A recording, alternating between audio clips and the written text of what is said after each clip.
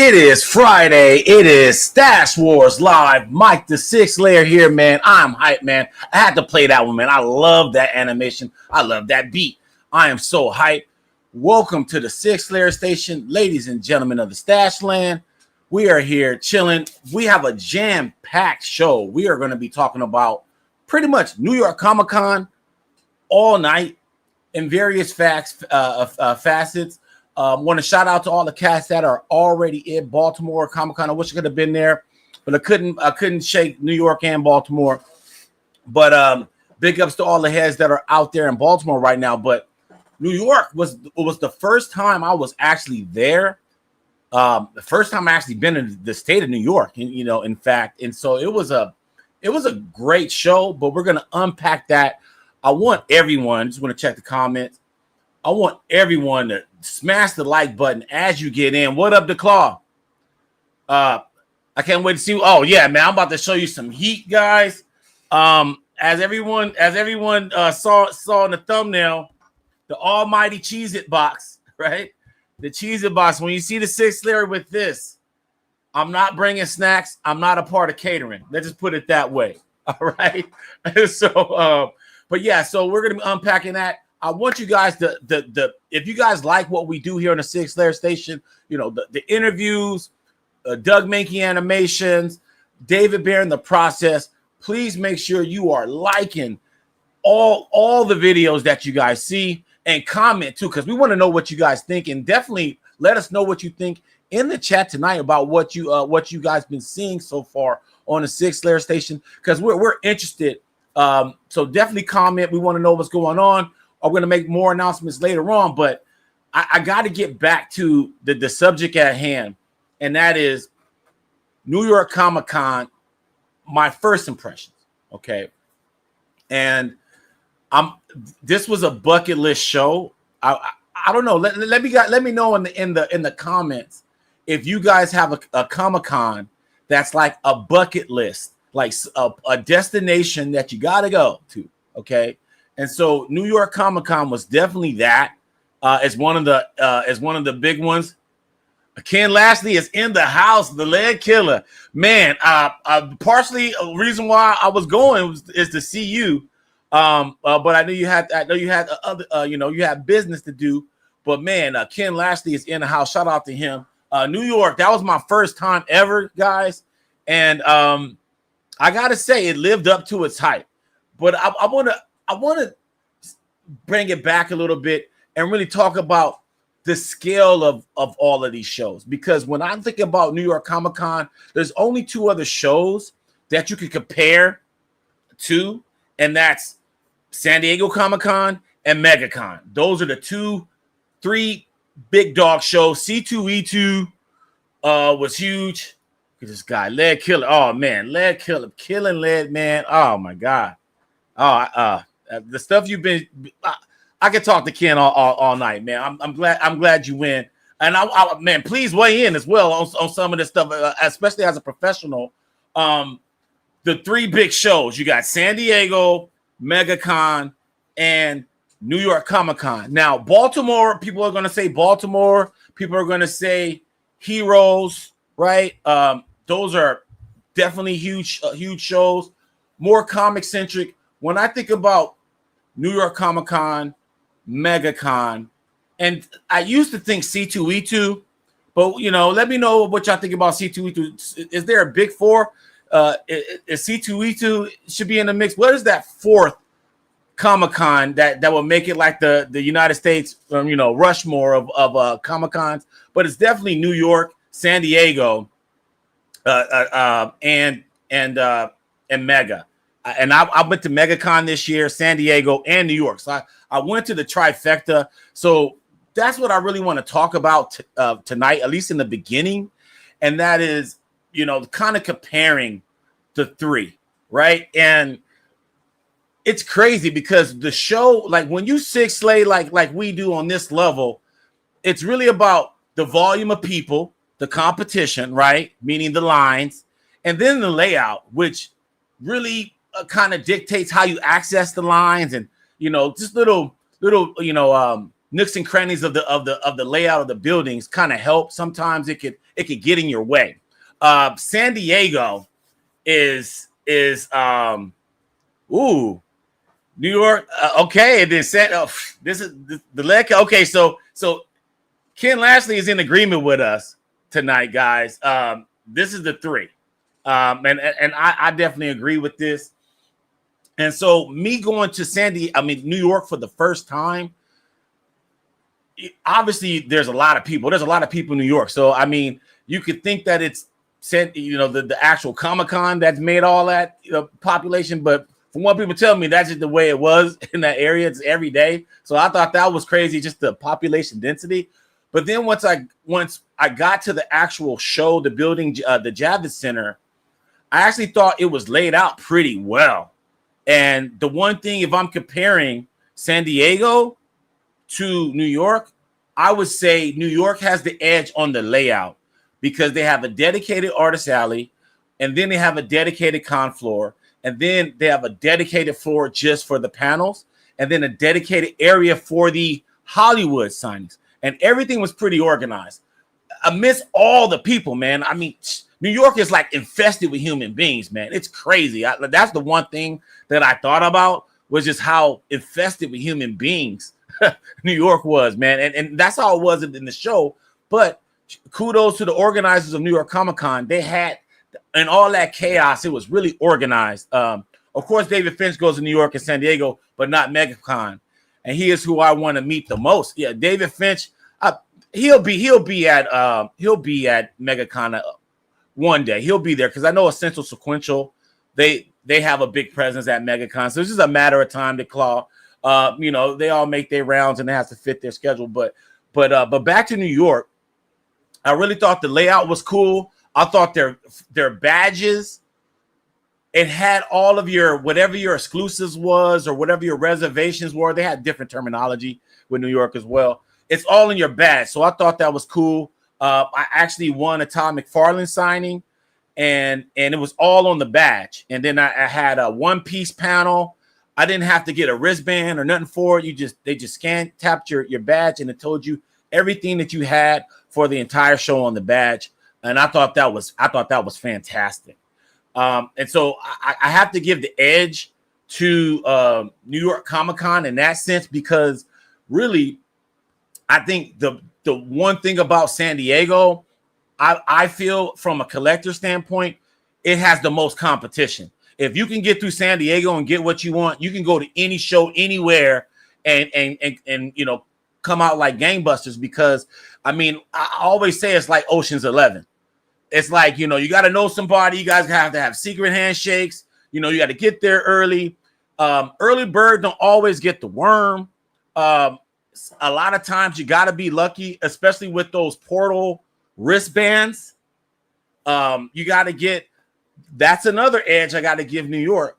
New York is first come, first serve. And for me in the comic book world, early bird gets the worm, man. I do like some random aspect to things, but when it comes to like getting signatures and being in line, like, hey man, like you already got to like go through the information hula hoops of the website and knowing what to do.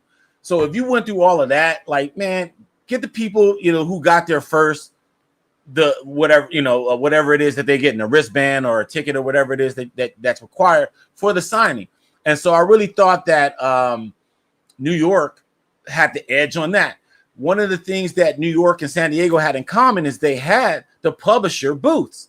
So you had IDW and DC, and I don't think Image, but they had a Marvel booth. They had booths at New York where you can get free signings, and that's key, right?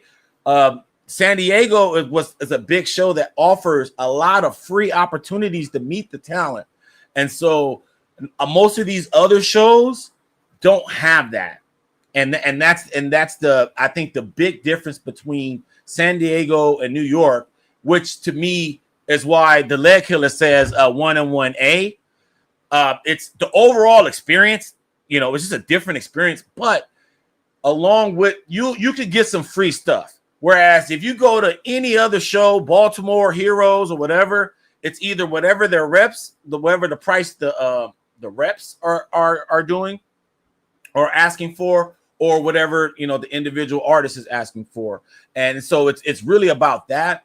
But New York and San Diego, they have a big marketing push where they actually invite artists to you know, represent their table and stuff like that. So those are awesome opportunities, and we're going to talk more about that. Let me see what's going on in this chat here.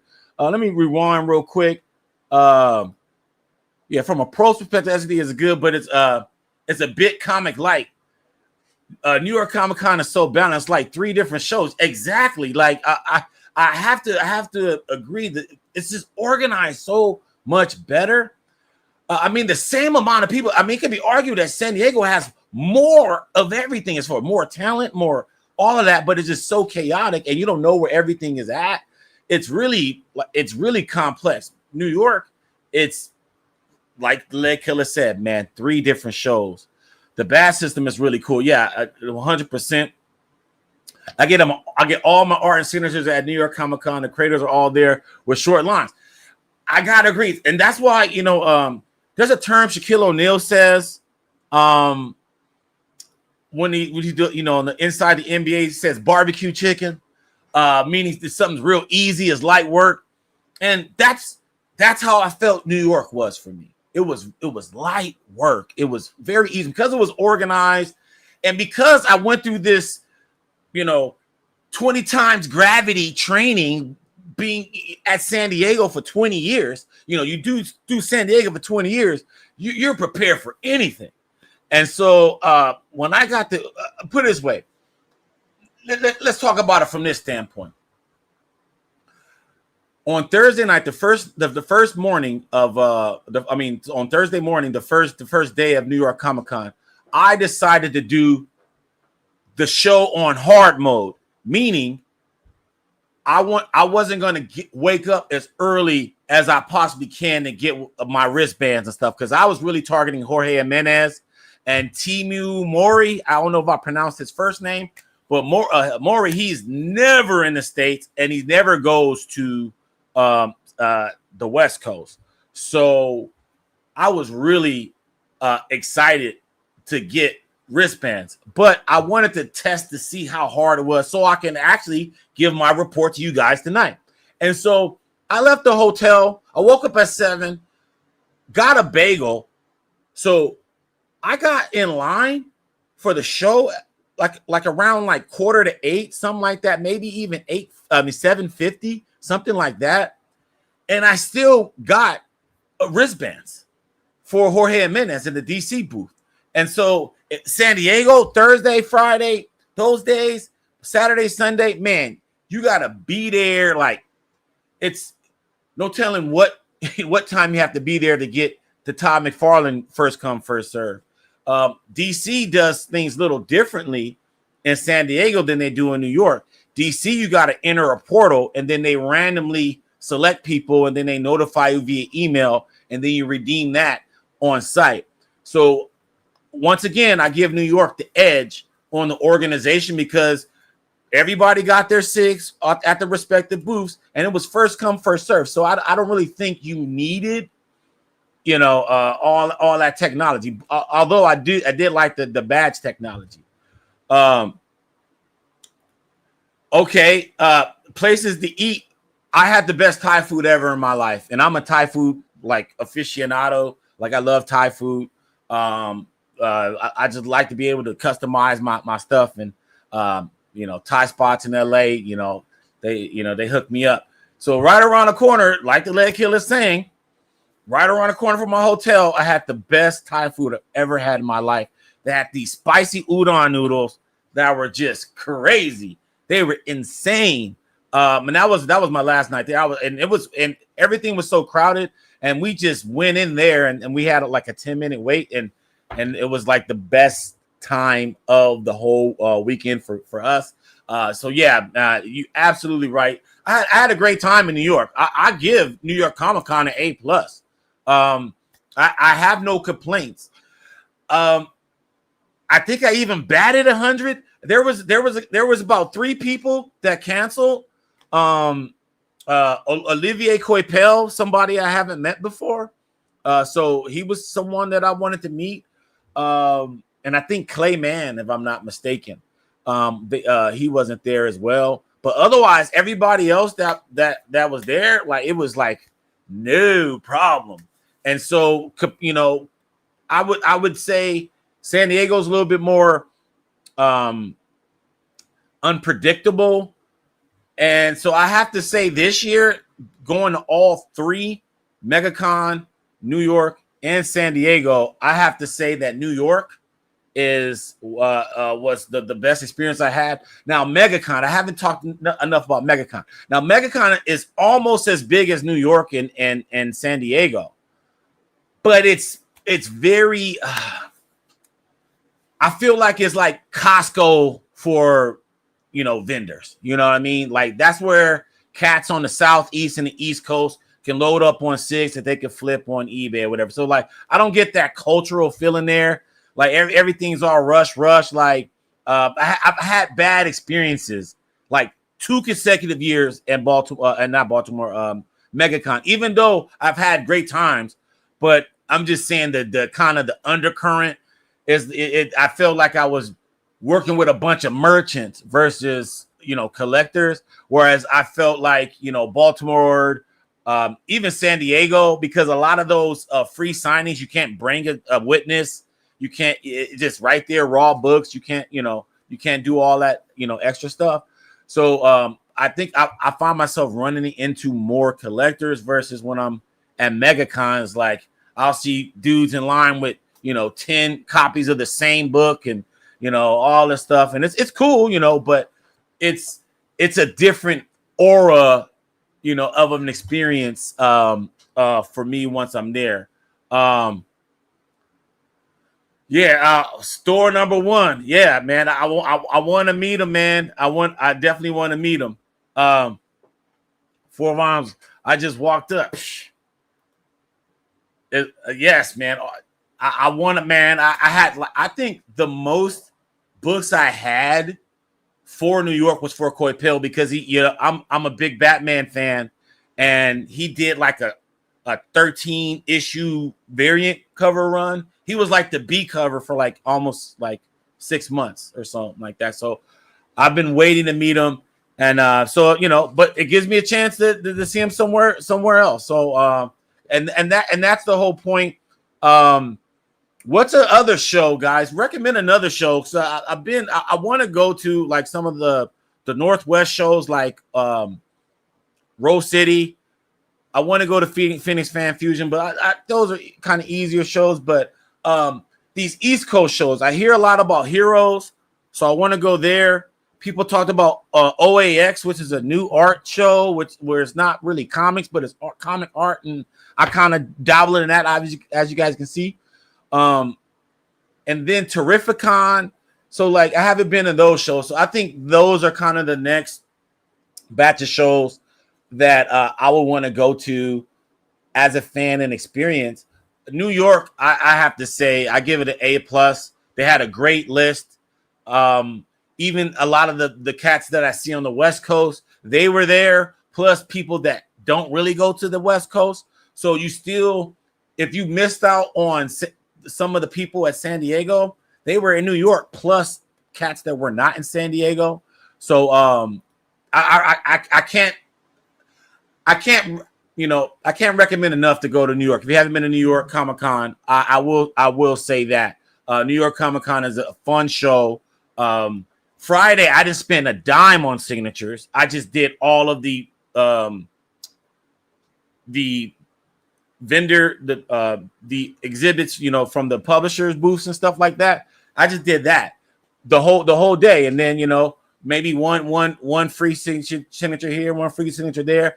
I got some, a couple little sketch cards and stuff like that. You know, I just made it fun, and it was a fun show. I didn't really have to like go super hard on anything, but the thing that I ultimately wanted, which was the Jorge Jimenez wristbands, I got those no problem on Thursday or Friday, so it was great. So I want to show you guys. I know the claw's here waiting. shout out to everybody that's in the chat. Shout out to the Lead Killer, and I'm going to show you guys footage too. So I want to start with the picks of the week. So this is all the stuff that I did, and I have books that correspond with all of these photos. Was going to make this good. So I'm going to start off like you guys saw the intro, or maybe you haven't. But my whole week started on Wednesday with the heavy metal creative team at Forbidden Planet, and that was cool with my buddy David Barron. And so just showing you guys this because we get into my overlay section. That Cheez-It box, I got it right here, guys. It's gonna have some heat in it. That's I'll tell you that's for sure. But yeah, David Barron, man.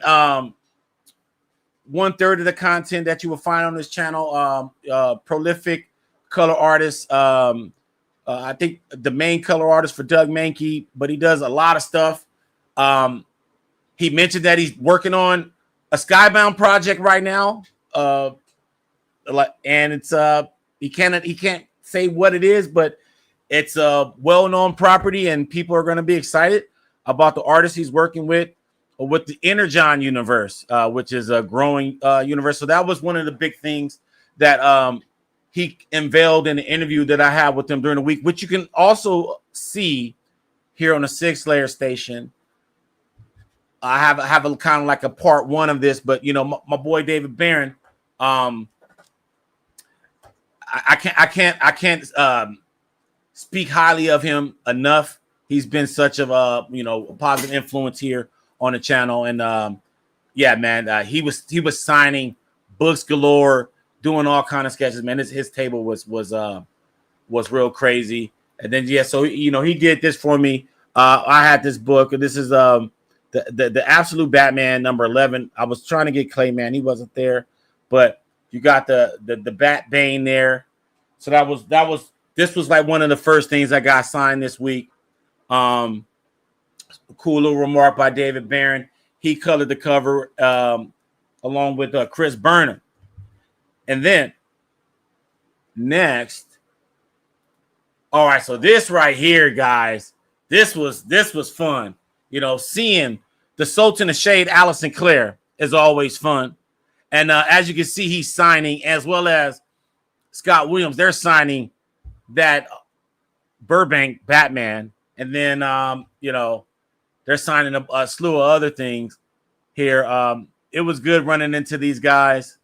I actually saw these guys every day that I was there. I think Allison Clare signed probably like my first 10 books I ever had. I think Jeff Johns was like the first person to sign my books, but I think Allison Clare was like second. Definitely have more books signed by Allison Clare than anybody in my collection. Some cool stuff here I'm about to show you guys. I'm going to start it off with this Batman 158, the Hush. And as you can see, Scott Williams put the little bat logo on there. All right, I got a question about remarks, man. But I keep having this debate about remarks. To me, this is a remark. That's a remark. That's like best wishes. That's like a visual form of like best wishes or best. Like what people call remarks to me are like cover sketches. They're like sketches on the cover. There's blank cover sketches, and then there's little mini cover sketches. But like, these little doodles, man, I used to call these remarks. Like, this is not like, some big deal. It's just a little something to spice up the book a little bit. Jim Lee was there. This book was signed by Jim Lee the week this book came out at Collector's Paradise. So this was already previously signed by Jim Lee, but then added Allison Clare and Scott Williams. So I got quite a bit of those books signed, and then I guess this was probably like the hottest book probably in the last 2 or 3 months. This Deadpool Batman, and I got this book because this is a Steve McNiven cover, and I believe this is Steve McNiven's first Batman cover, and that's why he has the little bat logo on there. So I got a little bat logo, Steve McNiven. And then Alice Sinclair, he colored the interiors, I think, with the Capullo story, if I'm not mistaken. But yeah, Steve McNiven, first Batman cover. Let me know if you guys picked this one up. There was a lot of cats at New York that picked this one up. They picked this. I thought I was gonna be one of the few people. No, like a lot of people had this. Like almost everybody in my line had this one, but not everybody had the little bat logo though. So that was cool.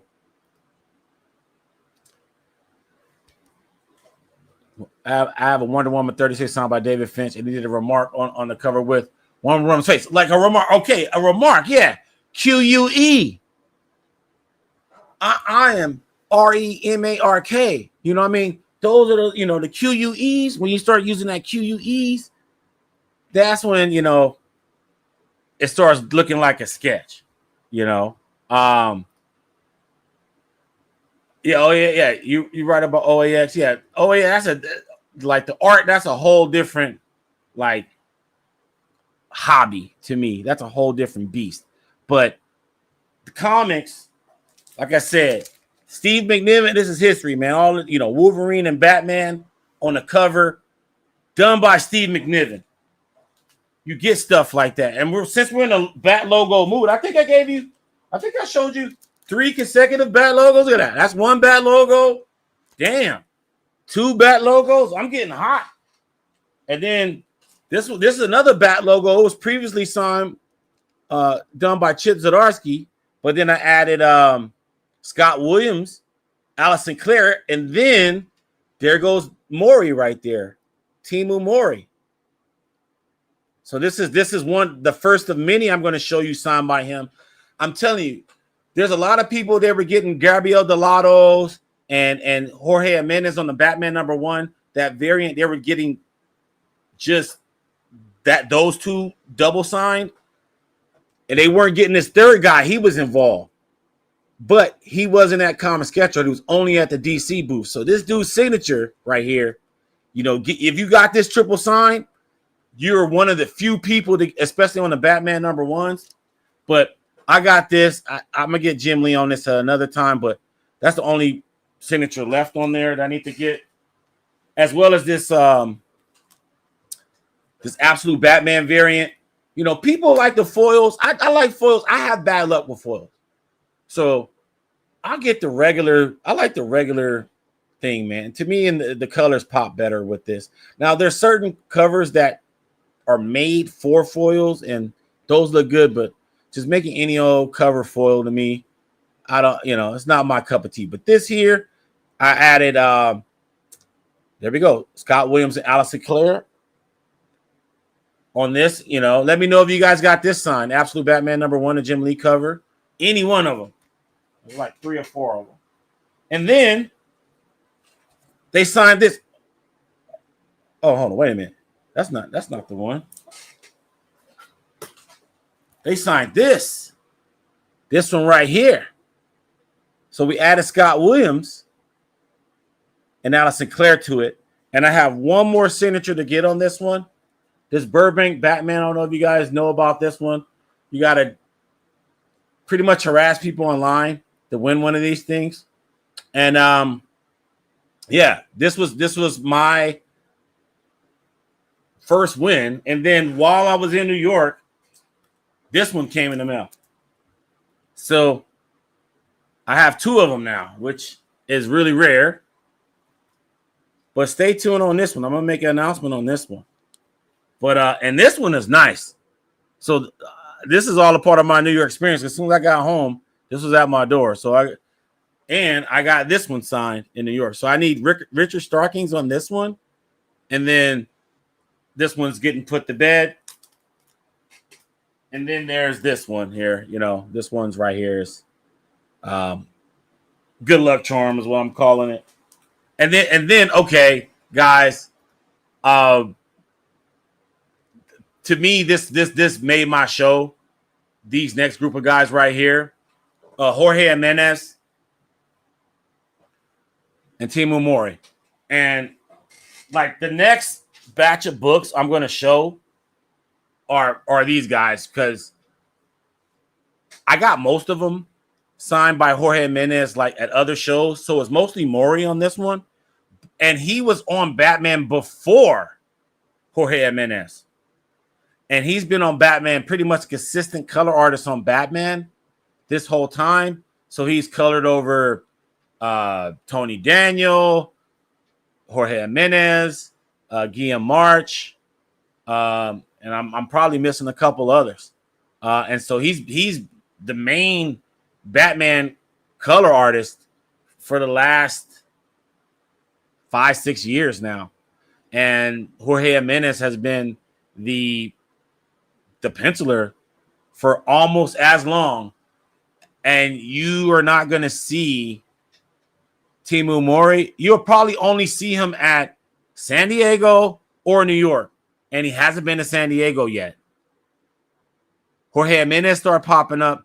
He's with Common Sketch Art now. So I'm surprised that Maury's not with Common Sketch Art already. And I bet you he's probably with Common Sketch Art after this, because he wasn't with Jorge Jimenez at none of his signings. None of them for Common Sketch Art. But he was here at the DC booth, as you guys see. And these books are major. I didn't give them no bullshit, guys. You know, I know we live in a Marvel world, but Batman shit, man. You know, that's what I'll say. We live in a Marvel world, but Batman shit. And this one right here, to see that Gabriel Delato foil right there, it's triple signed. There's already cats selling these on eBay, but they're just double signed because they didn't have the wristband to get Maury to make it triple. So this was like a cherry on top, man. Yeah, dude. He Jorge Jimenez is such a chill dude. But yeah, he's getting used to us Americans though. That's for sure. He's having to establish boundaries because cats be overstepping them sometimes. So I definitely noticed that. But he's polite. He reminds me of like Superman. He actually has that kind of demeanor to me, like a Superman kind of guy. Always pleasant and stuff, and seems like he's in a good mood and stuff. But yeah, this was it, man. These punchlines, like how many people got this? 1, 2, 3, 4, 5 signed, dude. I doubt it. Let me know where the Batman fans at. I know DeCarlo, that's a Wolverine guy. But this is a one per store. This is a one per store, and this is done. This is put to rest. You got Tynan, March, Maury. You got those guys on it, plus Jorge Jimenez covered. This one's done. So so many books got retired. This book got retired. This won't come to a show again. This book got retired. This is actually Punchline's first cover, guys. So I just want you guys to know that. This is the first Punchline cover. Period. So if she becomes anything, this is the cover. So this is retired. Here's another one. And this is the second Punchline cover. And this was actually meant, this was a Punchline variant Batman 92 variant. But this was meant to be cover A, and they made it a cover B. So this was like the cover that was supposed to be for that. But they were soliciting this one first. So this was like the first image of Punchline we saw. And then it was this. And there you go. You got Art Germ, Tynan, Guillaume March, and Maury. Boom. First appearance of Miracle Molly. Triple sign. You ain't going to see stuff like this, man. No one cares about DC. You know what I mean? But the ones that do, they know what's up with this. You know what I mean? So first appearance, like triple sign. Nobody really got that. No one was bringing this. They were doing like two per person or something like that. And this right here, the first appearance of Failsafe. You guys got this cover? This one is fat. This is actually one of my favorite books as far as like the color, the placement, and everything. This is my favorite one where everything is all kind of You know, the comic book gods bless this one. And then shout out to Dustin Wynn. Like this cover right here, I'm a huge Dustin Wynn fan. He's into you know, all kind of, you know, mediums, but he's best known for like his watercolors and stuff. But I really thought that this Joker cover was cool. And boom, this all got signed at New York. You got Dustin Wynn, and this is Jorge Jimenez and Timu Mori. And this was like a 1 out of 50 variant of Dustin Wynn. So I'm digging this. And then this, like, you know what's funny? Because I'll be checking eBay, you know, to see who flipping stuff. Because, you know, the turnaround is crazy. It's like they get home and it's like it's already up. So I'm curious. Everyone is so variant hungry, I saw on eBay. And I'm like, okay, they saw DeCarlo Under One Roof. Batman #1 just came out. They had, you know, the artist release for that. And a lot of people slept on cover A. You didn't get cover A signed? You ain't flipping cover A's? I thought, you know, you will see more of the DeCarlo covers on eBay than cover A. Are you kidding me? Are we in a world where we don't give cover A props? I think this cover is dope. I wanted this cover signed more than any other of the Batman #1s. I always say get cover A, man. Like, yeah, like that might be a like a cover that draws, like tickles your fancy. Great, get that one. But some of these cats are just getting those covers because they saw the cats there. But this is fire as hell. The Sig play. This is another one where I gotta say, I wish the Signature King was here with me this Friday, but he's in Baltimore. But he would be nodding at the Sig placement and the juicy silvers right there, man. Silver is a pesky animal. Silvers are pesky, but they're beautiful. They remind me of cats. You know, you gotta, you know, you can't be too presumptuous with them.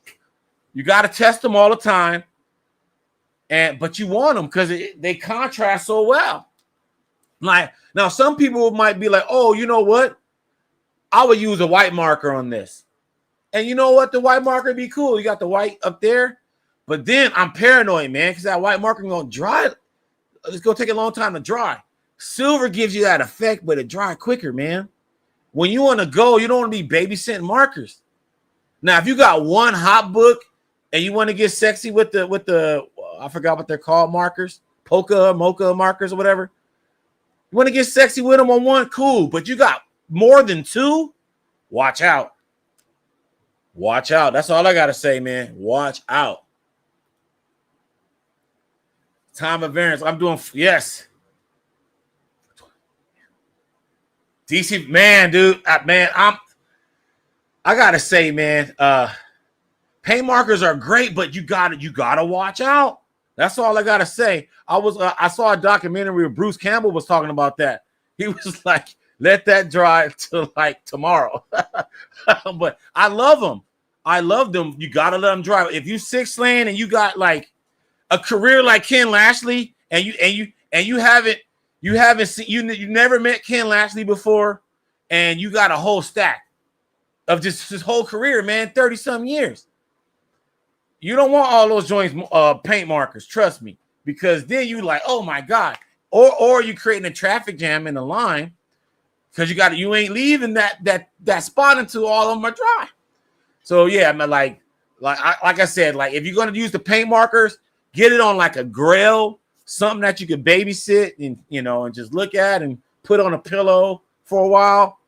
Otherwise, if you Sig Slayer, you're trying to go ham on a run or a mini series, you probably want to go with something that's going to dry quicker.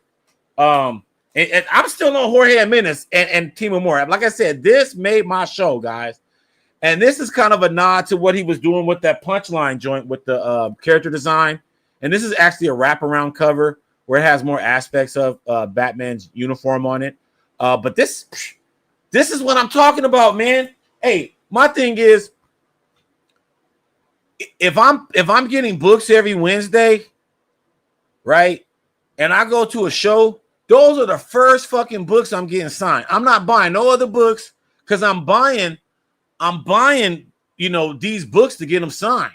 You know what I mean? So it's like I'm trying to get these books. Now, if there's like something, like for example, Ken, you saw that hip hop joint, Legend Has It. Now that right there, now that was the hot book of the show. Legend Has It, and I'm actually waiting on it. I'm waiting to get mine in the mail because I wasn't trying to get in that whatnot line and all that crap, man. Once I saw it was online, man, I was like, I'm just gonna get it there. And then shout out to all the cats that got Ghostface Killer and Nas Sigs on theirs. That was insane. So Ghostface Killer and Nas and all these guys, like that part, like that was, you know, I gotta say, like I was on a whole other mission for the show, but salute to all the people that, you know, had to do what you had to do to see those guys in person, to do what you had to do to get their signatures. I thought that was pretty dope. Anybody that got their hands on Legend Has It signed by the hip hop legends. Slick Rick was there, for Christ's sakes. Jesus, like that to me, that set, you know, New York this year, New York Comic Con, as far as put it at number like first place for 2025. Definitely, you had Nas like at New York Comic Con. That's crazy, man. That's crazy.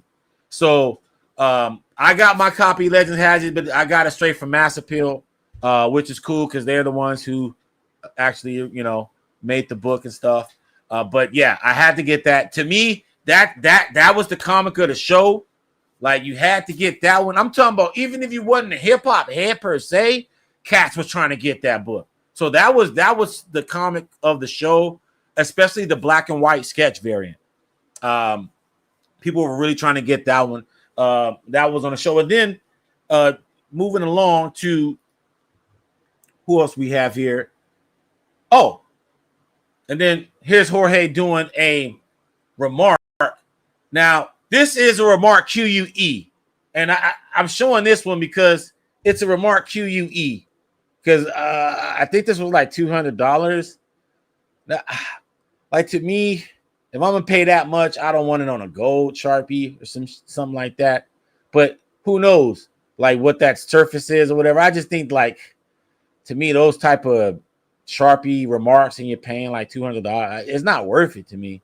It's like I would just rather buy something that's cool, you know. Like I guess it's cool, but you know, it's only cool if you don't have to pay a lot. Like is it worth $200 or whatever? If it's like $100, is it worth $100? I don't know, man. Like to me, I don't know. It's not.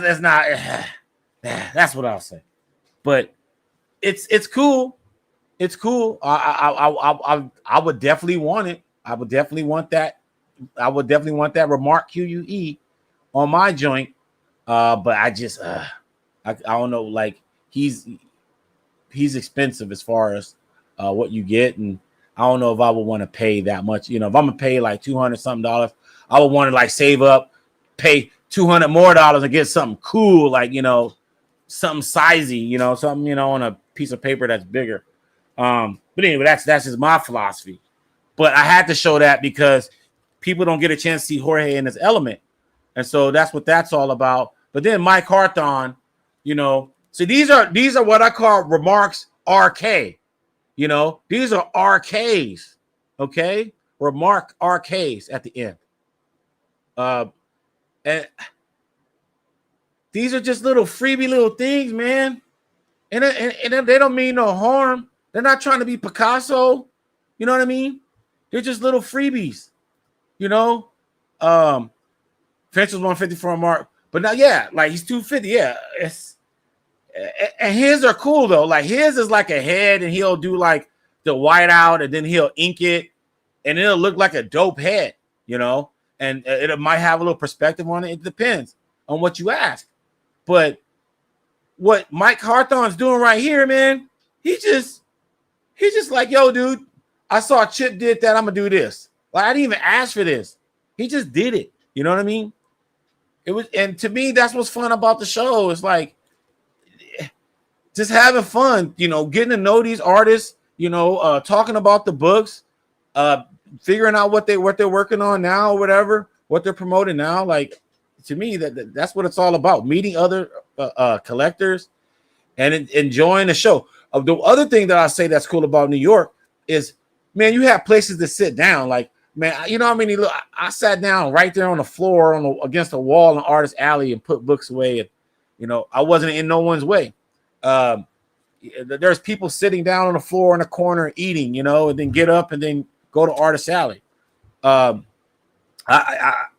can't recommend New York Comic Con enough. And here's that. This is Batman 900, and the reason why this is important, this is 900 issues of Batman, guys.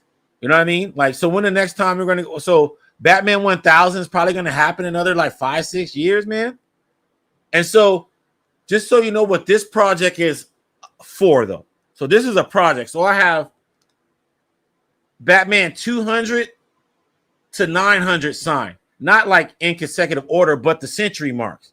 So I have Batman 200 signed by Joe Giella and Neil Adams, Batman 300 signed by Walt Simonson. I have Batman 400 signed like 11 times. It's the Bill Sienkiewicz cover. They got Sienkiewicz, Perez, a bunch of heads on Art Adams. Batman 500. Oh, Batman 500, Kelly Jones with a little Batman remark on it. And then I have the wraparound Quesada cover signed by Quesada and Jim Aparo and Denny O'Neil. Batman 600 signed by Patton Oswalt and a remark like QUE by Scott McDaniel. Batman 700 13 times signed, 3 covers, and then I have a 700 just a Magnola. Batman 800 Tony Daniel cover, but 800 has a Joelle Jones and Tony Daniel, and then here's Batman 900. So does anybody have that? Like Batman 200, 300, 400, 500, all signed and multiple signed? I don't know. So I just think I'm just kind of like fighting this battle in my own head, but I want to win it still. I still want to win it. Even if it's in my own head, I want to win it. And then, okay, this is the homie right here. Shout out to Jeremy Adams. Now, part 1 of the coverage here, which is already on, is like a 10-minute video on the show. Jeremy Adams, you know, you can get the audio on this and stuff. And this dude made Variety made an announcement, but he alluded to the announcement here. And he's doing Nightfall, guys, an animated Nightfall. You know, Batman, back broken by Bane, Nightfall. He's making the movie, part 1 and part 2. So it's going to be broken up in 2 parts. That was announced that weekend. Batman Nightfall. Let me know if you're excited about a Batman Nightfall movie. Animation, guys. I'm a big animation guy. What people don't know about Jeremy Adams is he's written some of the best DC animation of the recent times, not the classic ones. You know, there's the classic ones like New Frontier, Public Enemies, and all of those. But he did the Super Sons. And I don't know if you guys saw the Super Sons. I told him, the Super Sons animated movie was the last great DC animated one. And I'm sticking to my guns on that. And so I trust Jeremy Adams on an animation because he comes from that world anyway. That's more of his forte. And so, yeah, it's cool that he's getting a lot of work on DC. But I get very excited to hear when Jeremy Adams is working on animated property, especially DC, because he goes all the way. I mean, he's done Lego stuff, but he's also did a lot of the Justice League action. He did a lot of stuff, Green Lantern. So Nightfall, be on the lookout for that. And he told us about that. And then the books that he's holding up right now are actually the books that I got signed. And this is Stepan Subic. This is a glow-in-the-dark cover. I picked this up just off the cover. So I was just talking about variant covers, and I said if it compels you, this is not in my pool. Green Lantern is not in my pool, but I'm a Green Lantern fan, as you can see with the background. And so this right here, I just thought this was a cool cover, and then it glows in the dark. So I thought that was cool. and it got Jeremy on it. And then this one here, shout out to Anthony Marquez. Let's show him. Anthony Marquez here. Where is he at? There it is. Anthony Marquez, he did this cover, and it was signed by Jeremy first, and then Anthony Marquez signed it second. And I had that glow. I don't know if you guys saw The Last Dragon, Bruce Leroy show enough, but there's a song called He Got That Glow, and I had that glow, guys. This show, I had it because when I approached Anthony, what he's talking about right here in this audio clip or this video clip, he's saying that this book is the first one he signed of this cover that he in the wild. So he forgot to put number 1 on there, but I have this audio clip on another version of this. Number 1, okay, that was, I was number 1 on this, and I love this cover because it reminds me of the Gil Kane era, with the trade dressing and the Silver Age, Green Lantern, but then his style reminds me of like a Darwin Cook. So, Black Spider's in the house. What up? Hey, man, I'm going over New York Comic-Con just to give you guys a quick, the guys jumping in, smash the like button. Please subscribe to the channel. Man, we have the legend. I don't know if he's still in, but legendary artist Ken Lashley all up in the chat. So smash the like button, support the channel, man. I'm telling you, the Sig Slayer station is the business. Okay. I don't even want to tell you what we have planned coming up. But I got some stuff I'm gonna tell you later on, but I got stuff after that we're doing. But right now we're unpacking New York Comic-Con, and right now I'm at the phase of where I met Anthony Marquez. And I don't know if you know who this man is, but he is the owner of the Kubert School. So he owns the Kubert School. Look how young he is. Owns a Kubert School, a comic shop, and he's a penciler for DC right now. Hashtag no excuses. And so, yeah, he actually told me a little bit about how he acquired the Kubert School. But be on the lookout for the interview with Anthony Marquez, because we're going to actually be seeing him in a week or so. And you're going to get that story of, the owner of the Kubert School and what that school means to him, and what does it mean to the overall comic book and sequential art community. So I'm really excited to have that interview, but I felt like I had that glow, guys, when he said I was the number 1 on this book, because I just knew that people were going to pick up this cover just off the Gil Kane homage. And then, guys, I had to see the legend right here, Dennis Cowan. Dennis Cowan, guys. Please tell me you know who Dennis Cowan is. Somebody tell me in the chat. I'm not going to move on till somebody say something about Dennis Cowan. Say something about Dennis Cowan. Somebody say something about Dennis Cowan. Please.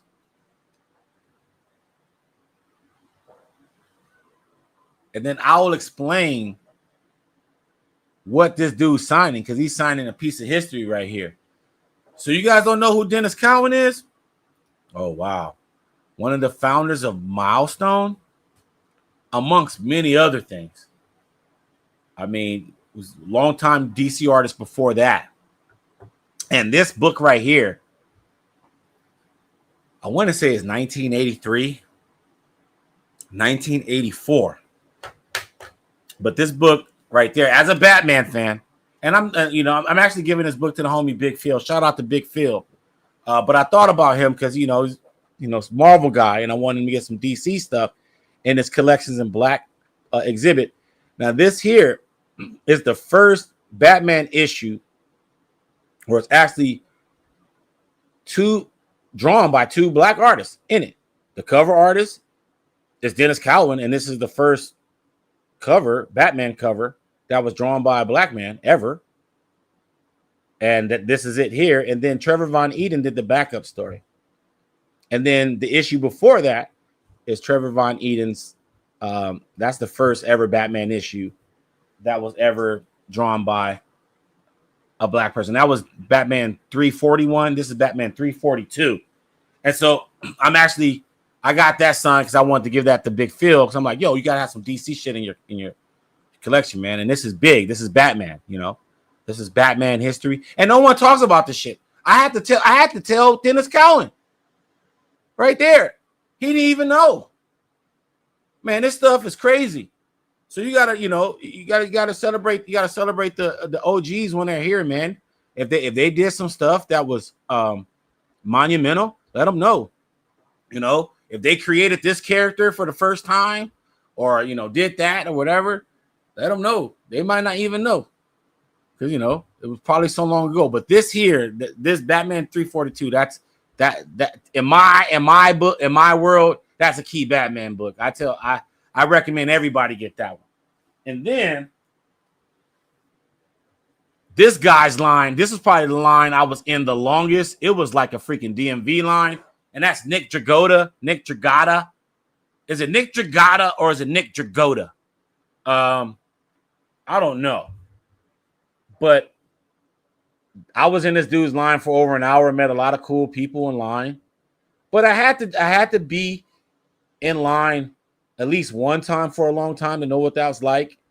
And I just got this Absolute Batman ash can. He did one free. So I was in line for an hour and a half for a free book, for a free Sig, But it was more about, connecting with the people in the show and stuff. And I really wanted that Absolute Batman ash can signed too, because that's an expensive book. People, I didn't realize Absolute Batman was going to be as big as it is right now.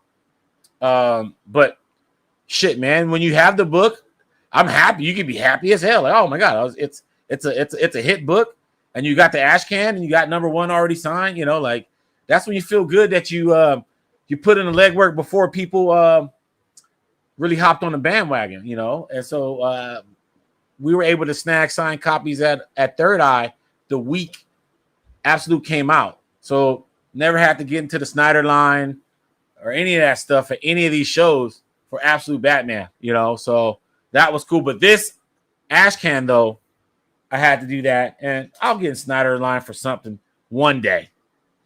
But I was in his line in MegaCon, and you got to do a lot of trickery. You got to get there and get a ticket and do all this stuff. Then there's a decoder ring you have to get at the popcorn stand. It's crazy. So I just, I try not to get Scott Snyder at the Comic Sketch Art. I'll get him, Comixology or something, something like that, just because. But Nick Dragotta, that was the first time I met him, so I wanted to wait in that line, dude. And I got that Absolute Batman number one. And here it is. I want to show you guys that right here. Let me know how many people got these Absolute Batman. Absolute Batman number one first print. Absolute Batman ash can. I just need to get Scott Snyder on it. And then I really wish they had like bag and board for this size, since they're making more ash cans now. So shout out to the future bag and board maker, because they're going to make it. That's going to make ash can size bag and boards. All right. Let us know. Let me know when that happens, guys, because it seems like every year now they're coming out with more and more ash cans. So we might as well somebody capitalize on that niche size. I know I'll buy a pack for sure. You know how many ash cans I got? I just hate all this extra, as they say, negative space? What's this, negative space? All right. Now, this guy here, guys, shout out. Let me know. Have you ever met Dan Mora? Because not me. I met him in New York. This was the first time. And I got, let me see. I got 5 books signed by him, and I'm sharing 4 of the 5. And you can see some of them here. And I must admit, some of the signature placement on some of these were great.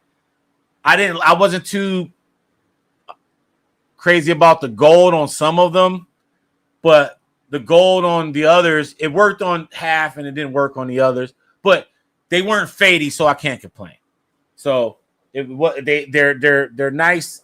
It looks good. It looks good. It just, it just didn't really go go with. It kind of blends in with the cover a little bit. And so what did I get from Dan Mora? I mean, you could have got a lot of stuff from Dan Mora. I think he's doing, I don't know if his Transformers came out yet, but he actually had a signing at Midtown Comics that same week. I think that Friday of New York. And so with Joshua Williamson and a bunch of other heads that were there, Jose Corona was there. Like, yeah, so that was another signing you could have saw Dan Mora. But I didn't want to do none of that. I wanted to chill after the show. But Detective Comics, I mean, shoot, Justice League, World's Finest. I mean, this dude is, I would say Jorge Jimenez and Dan Mora, they're holding DC down. They're holding DC down as far as the interiors. They're probably the two most popular or most in-demand DC artists as far as interiors. And here we go. I had to get Absolute Power. This is this was the big event that kind of led into the Absolute Universe. So this was a Mark Waid and Dan Mora story. So I got to get Mark Waid on this, but I'll get Mark Waid. I think he's going to be at an event like actually in a couple weeks. So I'll get Mark Waid soon on this. Dan Mora is the guy that is hard to get out of the equation for me, at least. So getting Dan Mora on this, I had to get, an event.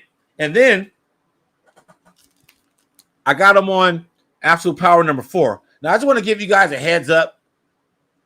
Rule of thumb, when you're getting event book signed, right? Where it's like an event book is usually 5, 6, or 7 books.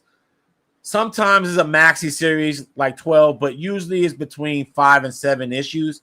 These crossover books, right? Typically, my rule of thumb is I get the first, if I'm having to pay money and I got to deal with a person that has a bunch of other things that I want to get signed, and I have to really like consolidate my decision, and let me know if you have to, make some tough decisions before the show, right? And so if I have issues of a crossover series and, I want multiple issues signed in that series, but I can't get them all, get the first one and the last one. The first one because it's the first one, and sometimes they introduce new things. And then the last one usually introduce new things. Like this book introduces the Absolute Universe, right? So this becomes a key book. Getting Dan Mora on it was essential. And then, to me, I love this story right here. World's Finest. This was great. This was great. Him and to me, this kind of rejuvenated Mark Waid's career, I think. And now he's back on top again. But you see that gold right there. It's cool, but it's kind of like you can't really see it. Same way for this one here. You know what I mean? I would have just went with black on this one. But I wasn't trying to be like, I wasn't trying to quarterback this. I didn't really care enough about the Absolute Power to like be picky. I wanted the gold for even this one. I didn't really care what color he wanted on this one. So that's why I wasn't really that picky, because I wanted the gold for this one. This is World's Finest number 1, but the Jason Fabok cover. And shout out, I got Jason Fabok and Brad Anderson on it with Mark Waid and Dan Mora. So this one is done. I won't bring this to a show again. This will stay in the Sig Slayers headquarters. But yeah, so I got a lot of books retired this trip, and that's what made things cool. So yeah, so Mark Waid, Dan Mora, Fabok. This is fire, man. Let me know if y'all dig this one. And then here was another person that I've been trying to meet, and he's always in New York, never in LA, and that was Alex Maleev. Alex Maleev, man, I've been trying to get this cat to sign my Detective Comics 1000. And I don't even know. I didn't even see this clip all the way. I don't know if I even got that on camera. I didn't. But Alex Maleev, worked a lot with Bendis. I wanted this Detective Comics. That book he's holding right there, where it's not in focus right there, that's my most signed book in my collection. That book right there. That's my most signed book. And I wanted his Sig on it because he did the Bendis story. And I got Bendis on it. And I wanted to put this to rest.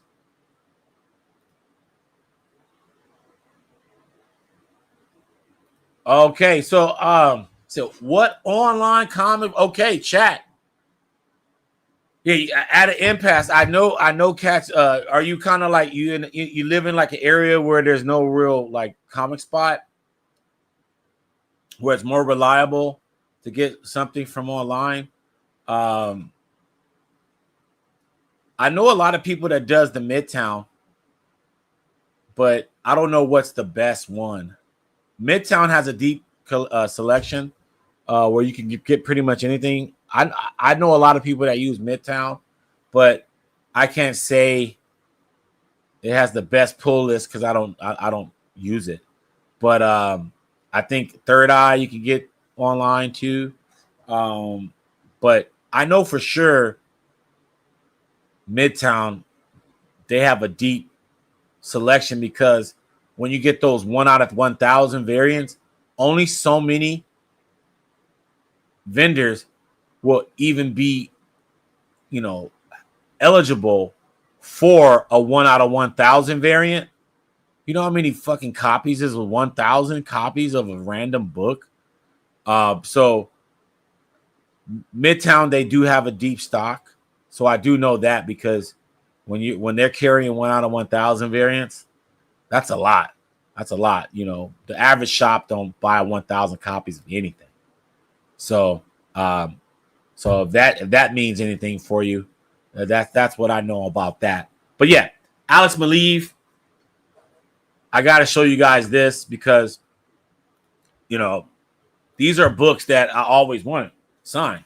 Like this here. Like this was like that memoriam issue for Batman, at post Damian Wayne getting killed, in Batman Incorporated. But yeah, this already has Snyder, Capullo, Andy Kubert, James Tynion IV. I just needed Alex Maleev. Now look, he's like that rug on Big Lebowski that ties the room together. There's Alex Maleev. That signature just brings us all the way up. How many people got this book 5 times signed? You see what I'm saying? And so yeah, now I'm not retiring this one because I have a feeling I'll run into Sandra Hope at some point. But after I do, or if I do or don't, but this one's almost there. Alex Maleev, this book right here to me is dope. This is like one of my favorites. New 52 Batman was,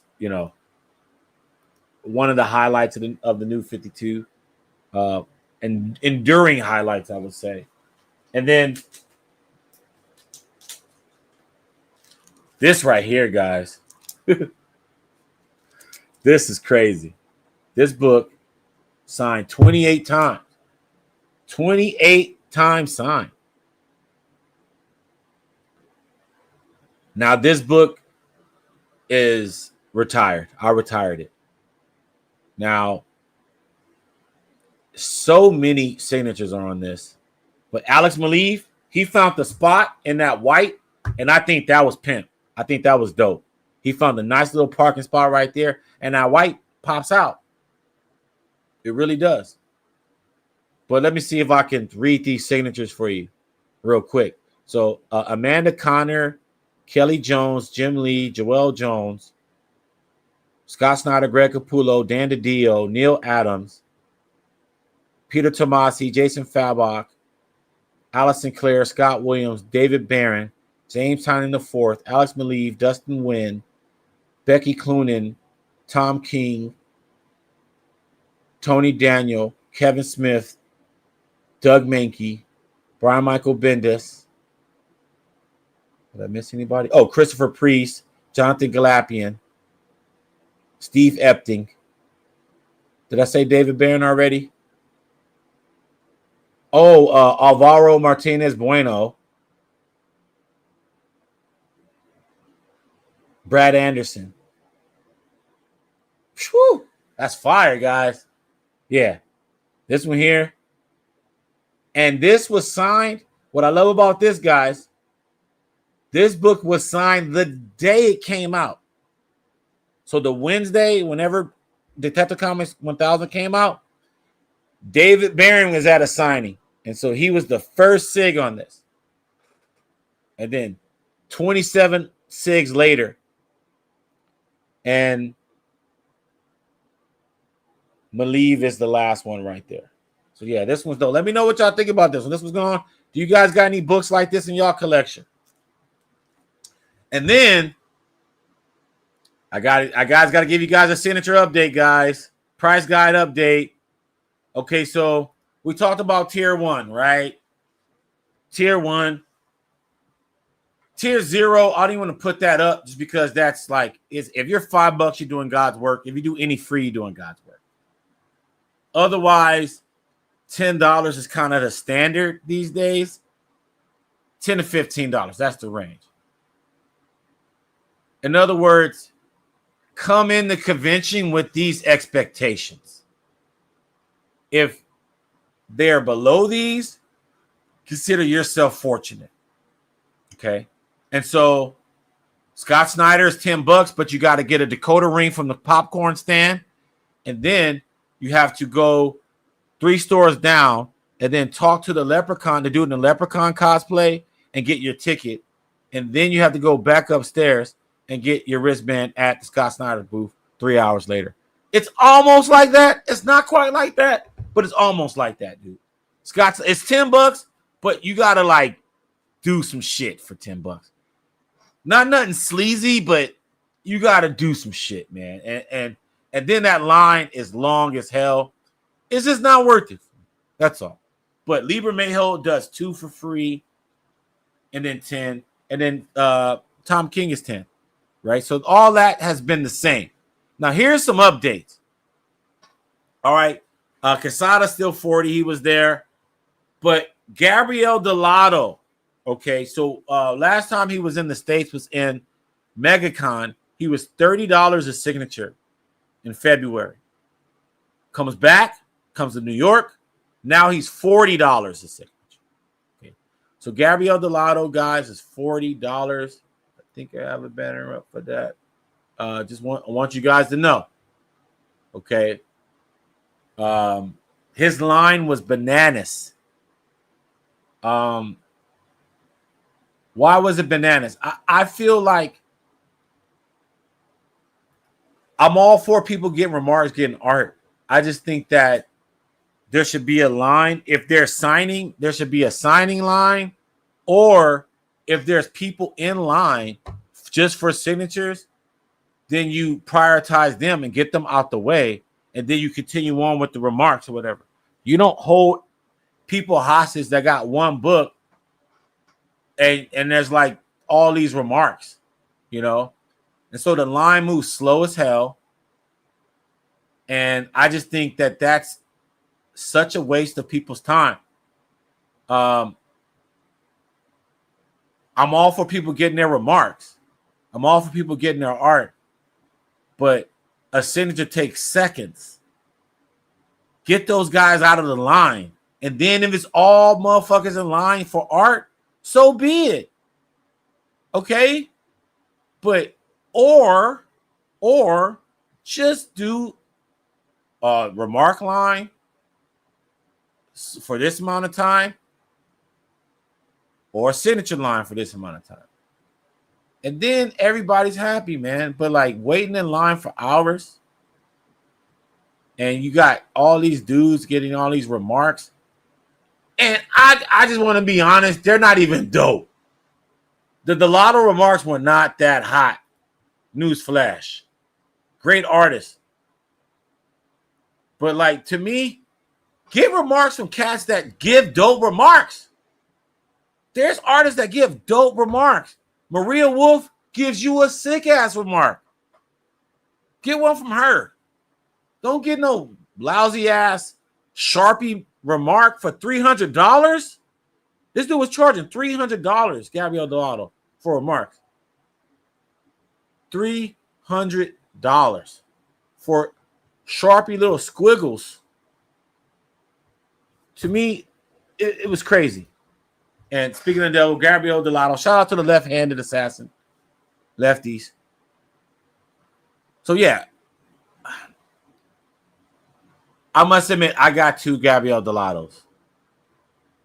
I got so many Gabriel Delatos for free that I felt that I should pay this time. You know. And these are that book right there. That book's Put to Rest, and that book right there is Batman #1. Action Comics 1000, and then Batman #1. But it's triple sign. You're not gonna see too many triple sign. And then when I get Matt Fraction, it's gonna be quadruple sign. So Gabriel Delato, $40, $300 remark. Let me know if you're paying that. Let me know if you paid the $300 for the Gabriel Delato remark. I want to know that too. I want to know that too. Did you pay for the Gabriel Delato remark? The little Sharpie joint. I saw him with these. $300. You using this? I'm sorry, guys. That's a lot. And it's like maybe the size of like that. Maybe. So I don't know. I wasn't that impressed. But here are my Gabriel Delatos, right? And here you go. You know, triple sign. That Timo Mori, it's the rug that brings the house together right there. Brings the whole room together, I should say. You got Delato, Jorge Jimenez. Ken Lashley said Jorge got a great signature, and I agree. He takes his time, man. But triple sign. And here's the other thing. Most of the ones you will see are the foil ones. So the ones that people say are the rare ones signed are the ones that you are the most abundant available for sale. So are they rare really? Or is this one more rare because it's triple sign and less of these on the market? I don't know. You guys let me.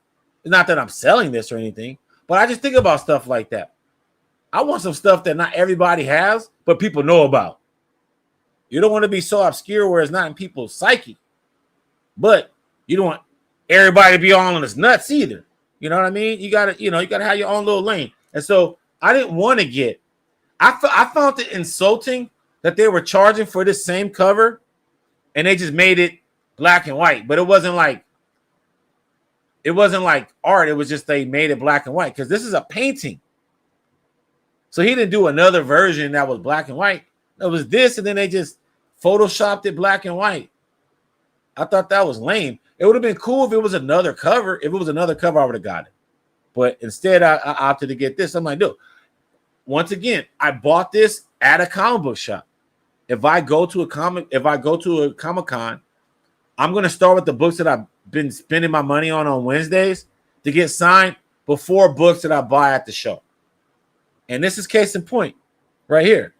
Like this to me looks better than a foil because it's in color. And this is more of a representation of the original piece. And it's triple sign. So you have to get that. And then this one here is Put to Rest right here. This one right here, guys. Yo, I went berserk on this one, guys. When I say I'm a Sig Slayer, I'm talking about shit like this, guys. Let me know. Not many people got this book, let alone this many SIGs on it.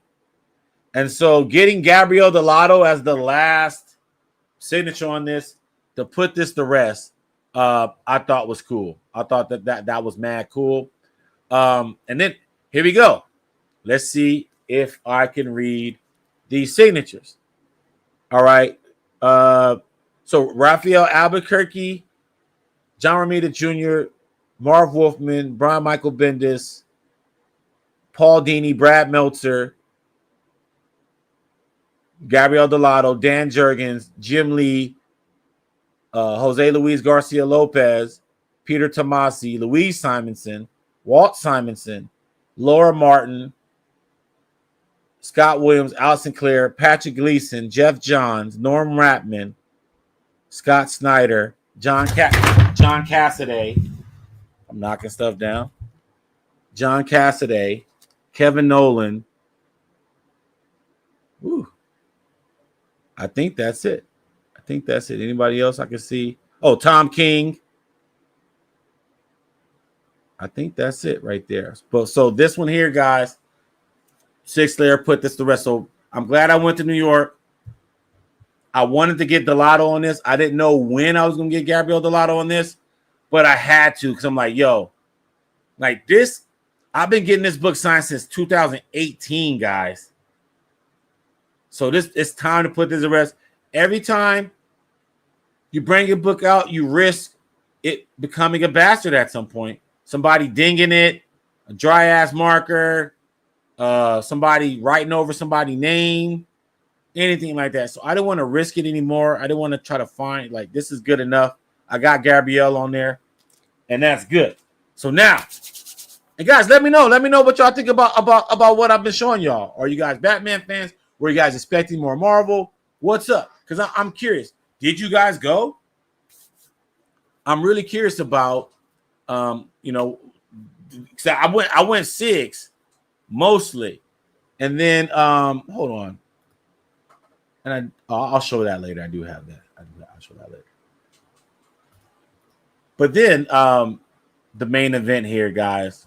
Like I said, with one of the main differences that I noticed with New York Comic Con versus San Diego is that San Diego uses like a random internet policy where they kind of randomizes and then they randomly select people, and that's how you get the wristbands, right? Whereas New York Comic Con, even in the queue format online, it's through a first come first serve. So even like how you get your badges for San Diego, all these people are flooding in to the internet and they put people in queue, but it's still kind of randomly. It's like, you know, they have a little, you know, a random way they cycle things. And so you might be there, you might be waiting in line for a long ass time. And when you get in, there's only Sunday left, right? But with New York, it's truly a first come, first serve. So if you get in there, it's really depending on when you got in there, how long you've been logged in, and all of that shit, because it tracks the minutes. So I was able to get a Todd McFarlane. And guys, I gotta say, Todd McFarlane, you know, he did not disappoint. Question: if you were getting a Todd McFarlane wristband and you were getting one free Todd McFarlane signature, what's your number one book that you would get signed? Let me know right now. What would you get signed by Todd McFarlane? What's the first book that you would get signed by Todd McFarlane? Let me know in the chat, because that's what we're talking about right now. What's the first book if you had a free wristband and you're guaranteed a signature for Todd McFarlane and you knew in advance? So let's say you knew, let's say 2 weeks in advance prior to the show. What would you get signed by Todd McFarlane? Spawn 77. Okay, Space Case. Drop that knowledge on me. Why Spawn 77? Why would you pick Spawn 77? And other cats in the chat, what would you pick? You know, would you go with his Marvel stuff? Would you go with some of his DC stuff? Or would you go with his creator-owned stuff, which is Spawn? And all the spinoffs that came from Spawn, you know, in the McFarlane production world, right? Angel Spawn cover, iconic. There we go. Okay. Me, like, I have this project right now that I'm doing where I'm trying to get 1 through 12 of Spawn. And so I have right now 1, 3, and 8. And then saw Todd McFarlane in New York. And this was fantastic, guys. This was fantastic. And then I want you guys to tell me if y'all notice what's going on. Look at what Todd McFarlane's doing to this book.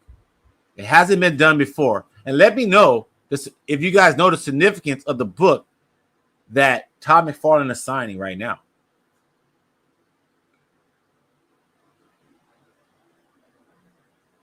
Do you guys know the significance of the book you're seeing right now? And do you see what he's doing with it? Now, this was, like I said, it had that glow. This right here proved it. First, it was meeting Anthony Marquez for the first time, and then him saying, oh, this is the first time anyone has given me this book to get signed, which I thought was awesome. And then, you know, all the other, the Jorge Jimenez wristbands, the Timo Mori SIGs. I got about, I think, 9 Mori SIGs. So that was amazing. But then this, meeting Todd McFarlane and this Malibu Sun 13. So shout out to Spiro's Heroes, Alvin Chatsworth, Cali. They hit me up and let me know about this Malibu Sun.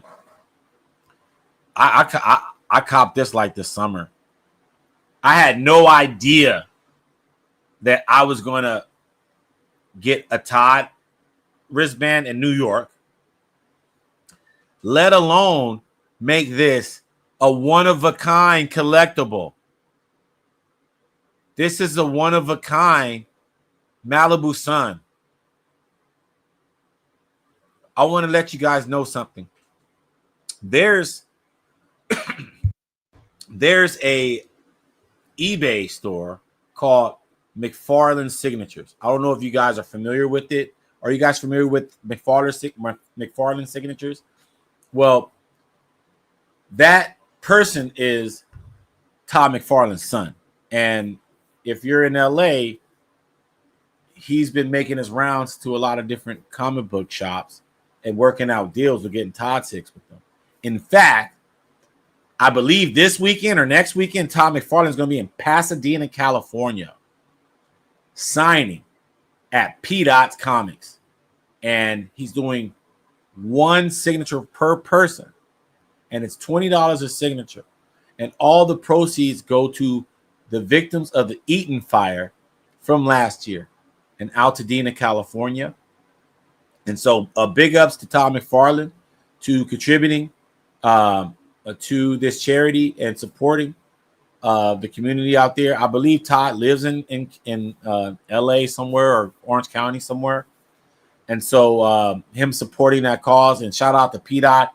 He's been around. He always has a booth at San Diego. He's one of the premier comic book vendors on the West Coast, and he has his own brick and mortar store in Pasadena. And so the fact that Todd is going to be at his shop, I think that's cool. I think that's going to be great for Pasadena. So if you're in the LA area, in fact, let me be exact, because anybody that's watching this is in the LA area, you guys could benefit from this real quick. And I just want to, get the dates right. I don't know if you guys follow P-Dot, but yeah, here we go. It's next week.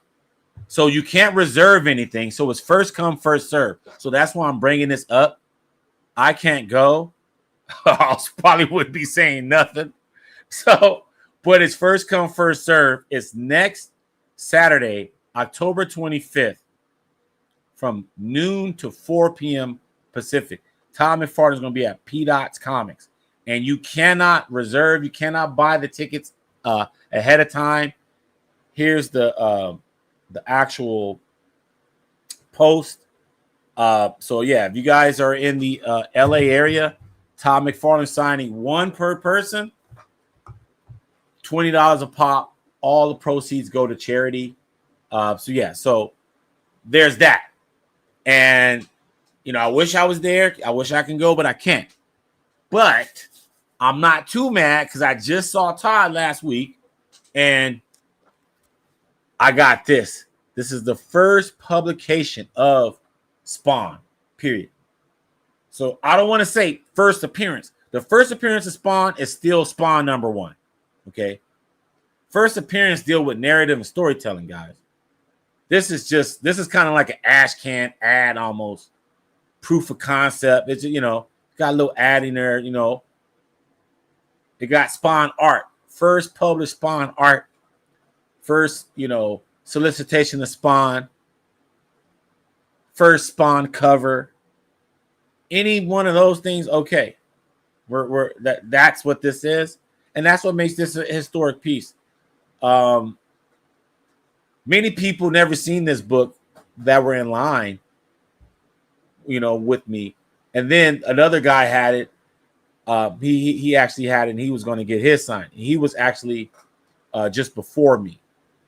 And but this here has a remark. See that skull?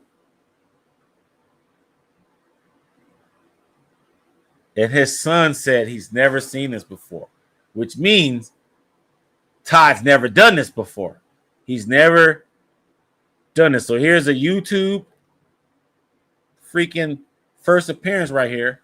So if you see anybody with these skulls on the Malibu Suns, just know that you saw it here on the Sig Slayer first. This is the first copy. First ever. And no, I'm not getting this graded. First ever right there. That is so freaking sick. So yeah, like my New York Comic Con was great. I cannot complain.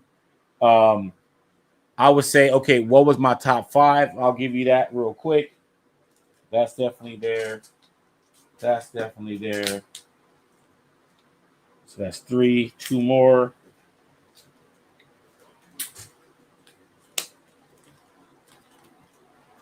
This one for sure. Ooh, I like that. I'm gonna put that on standby. That's honorable mention.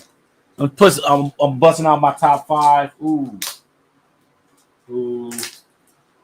What's this here? Okay. All right. Now, yeah, a lot of people can say, "Oh, yeah, well, you finished the Burbank or whatever," and that's cool. But I'm not gonna put this one up there. So this did not make my top 5. Although I am happy that I got Scott Williams and Alex Leclerc on this, you know, and I'm still going to get Richard Starkings, probably not until San Diego, but, you know, chipping away at this till it's almost done. That's what's cool about this. But this didn't make my top 5. No, not even close. Do I have 5? Yeah.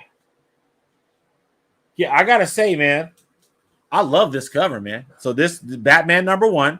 I hope they stop renumbering Batman. It kind of cheapens this one. To me, this is like the cheapest of the renumberings because it happens so quickly.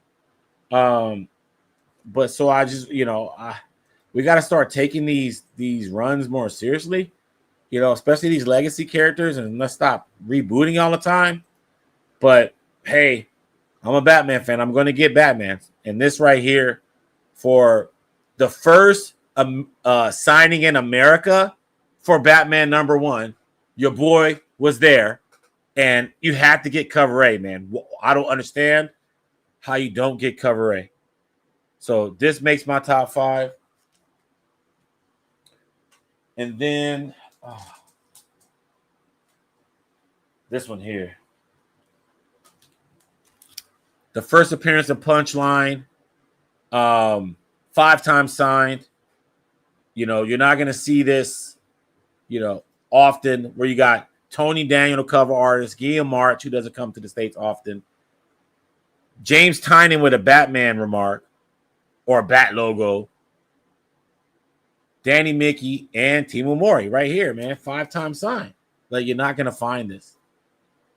You know, you're not going to see this lying around. No one had this at the show. You know. And then my retirees, the most signed book in the Sig Slayer quarters right here, and that's this. And yeah, like I could have went harder on it, to be honest with you. But like I said, this is not the only Detective Comics 1000 that I have like this. This is the Detective Comics 1000 that have the most signatures, but I have ones with 20 signatures. I have another one with, 13 plus. But this one is the one that started it all. And this will not go to a show again. And so just off the rip, this makes the top 5. And Alex Maleev added to this. I wanted his signature on this. And then I believe Coipel. I think Coipel was on Action Comics 1000. But yeah, this one. And then Action Comics 1000. The Gabriel Delato, man. Like, this is the sketch variant of that. I believe this is the convention variant of that, but they're all convention variants, to be honest with you. But this here, I had to get this one. And, you know, I paid the $40, but I got this book for free. Most of these 6 were free. I got like 10 other Delatos for free. $80 for 13 signatures isn't bad. That's how I rationalize it, at least. But yeah, fire. And then, you know, yeah, dude, like, this is number 1. This is the number 1 book of the whole show to me. To me, this is probably the dopest comic Todd signed in my book. I'm pretty sure there was some variant exclusive, something or other that he signed with limited copies that got graded at the private signing on Wednesday. Maybe somebody might say some shit like that, or some secret Dakota ring Spawn variant, glow in the dark, you know, foil trapezoid cover. I'm pretty sure he signed one of those. But this right here, dude, Malibu Sun 13. This is awesome. With the remark of the skull, dude, on the sun. To match the belt. And this was his idea, by the way. And this is what I'm talking about when you make these experiences happen, you know? Like, you go to these shows, man, you never know what's going to happen.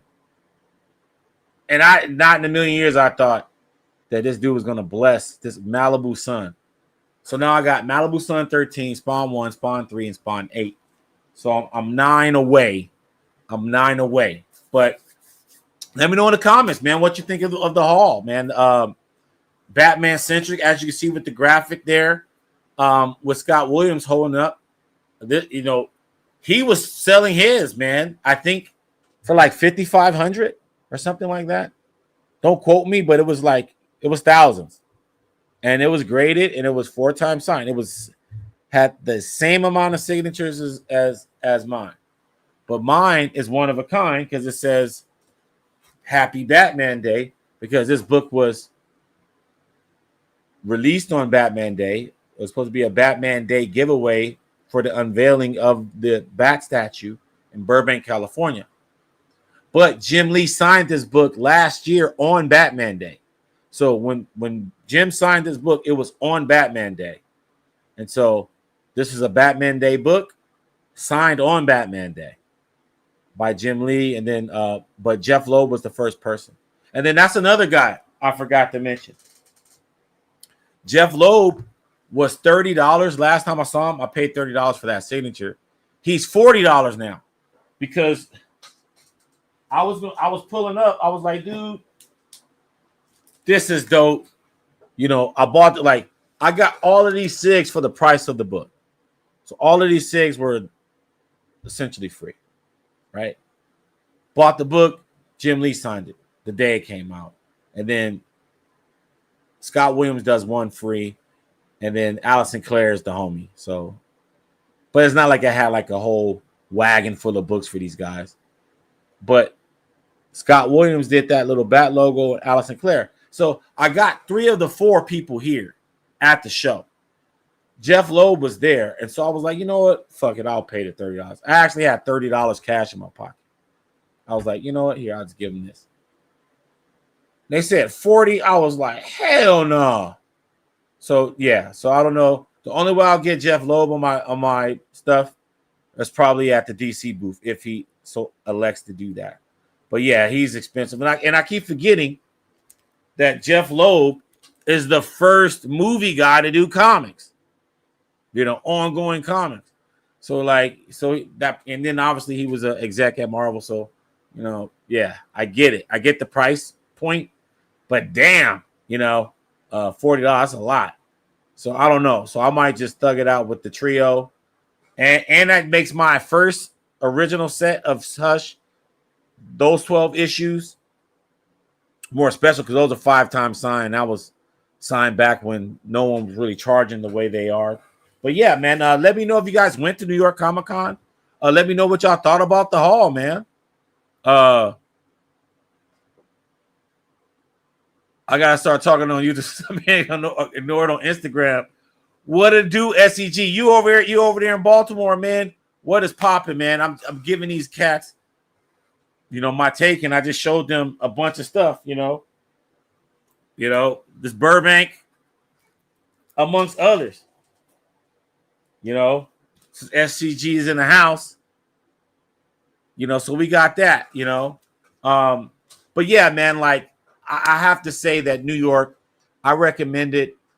I recommend actually, if you could swing it, to stay somewhere within a few blocks of the show where you can walk to your room, like not like New York walk to your room, but like walk to your room with your books or whatever. And there's just so many places to eat everywhere around Javits, where it's just cool. You don't even need to leave that area.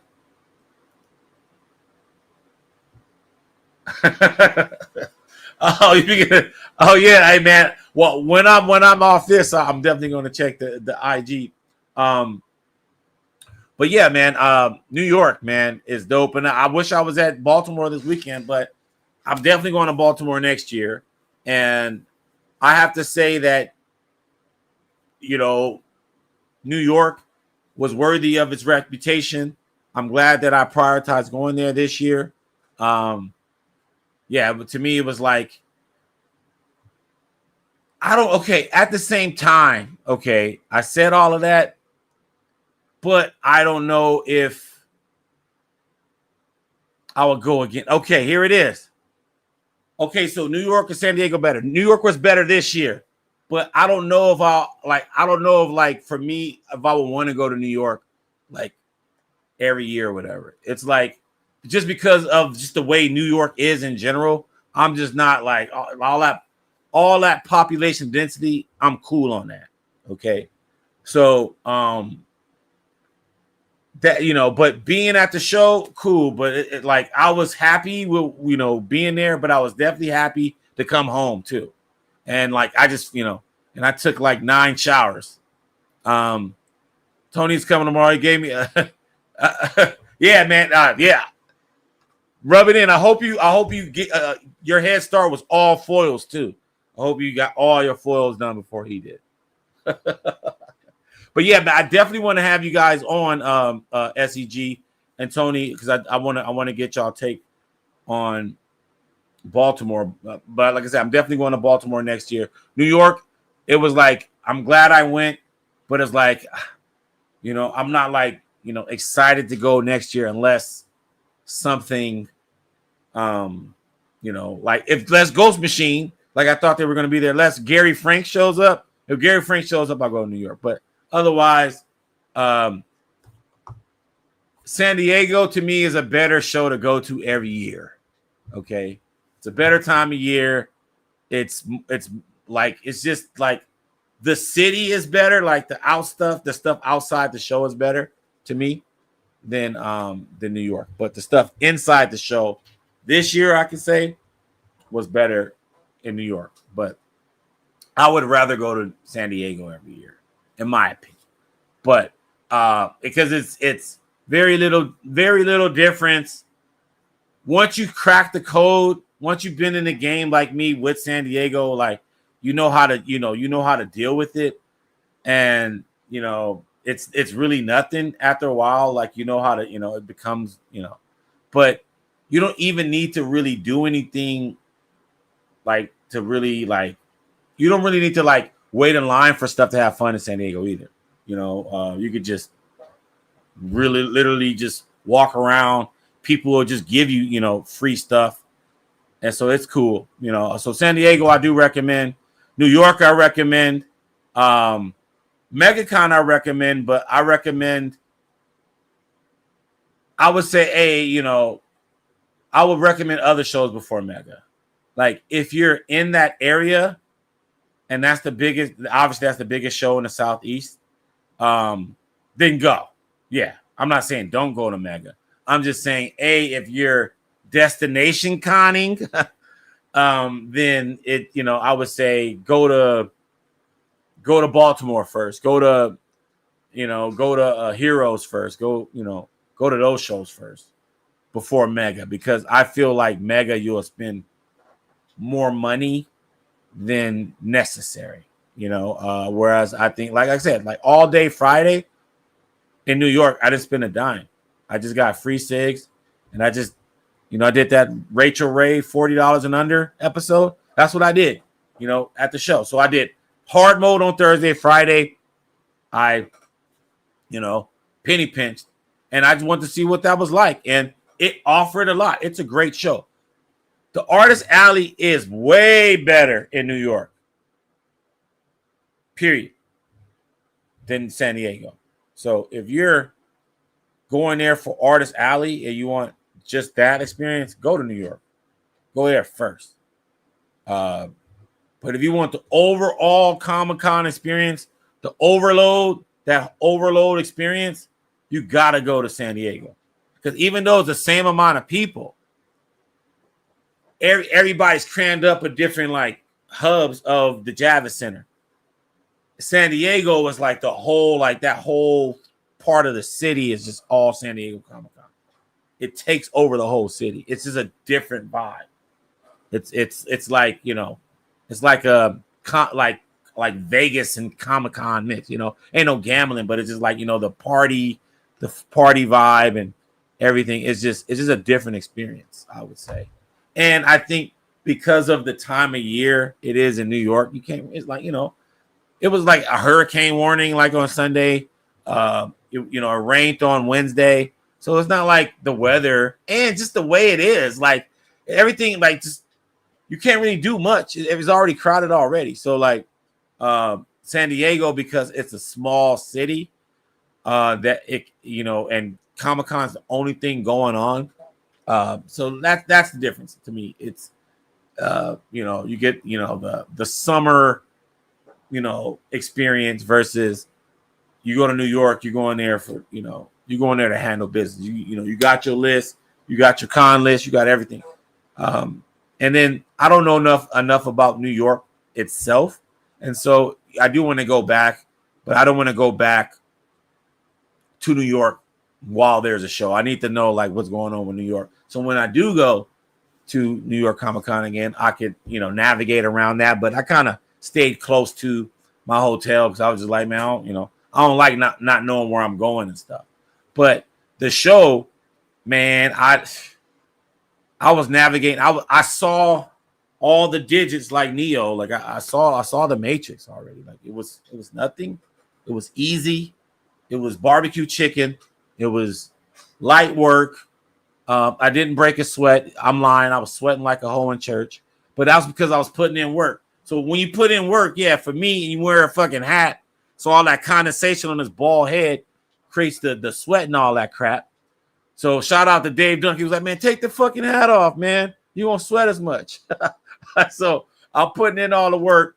But it was like I was first in the damn Mora line.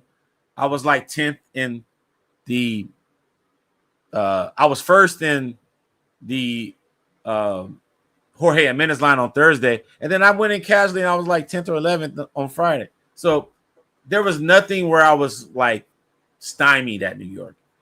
So for the cats on the West Coast that been to Comic-Con and that's like your show and you know that show and you want to go to New York, you're not going to have any problem with New York. The only thing is, my thing is, if you're trying to go hard on something, like I don't know what that is, depending on what year, the name. If you want to be all outside, waiting, 6 o'clock in the morning, and all, some cats on the East Coast, yeah, y'all cool with that 50-degree weather outside and shit. To me, I don't want to be standing outside 50-degree weather, for a Comic-Con. You know what I mean? Like, nah, I'm good. So, that's what I mean. Like, it just depends on who's the guest, Like, what do you got to get up early for? Like San Diego is like, it's the weather is perfect. You know, you're in hotel lobbies chilling most of the time. It's it's different. It's just a different vibe.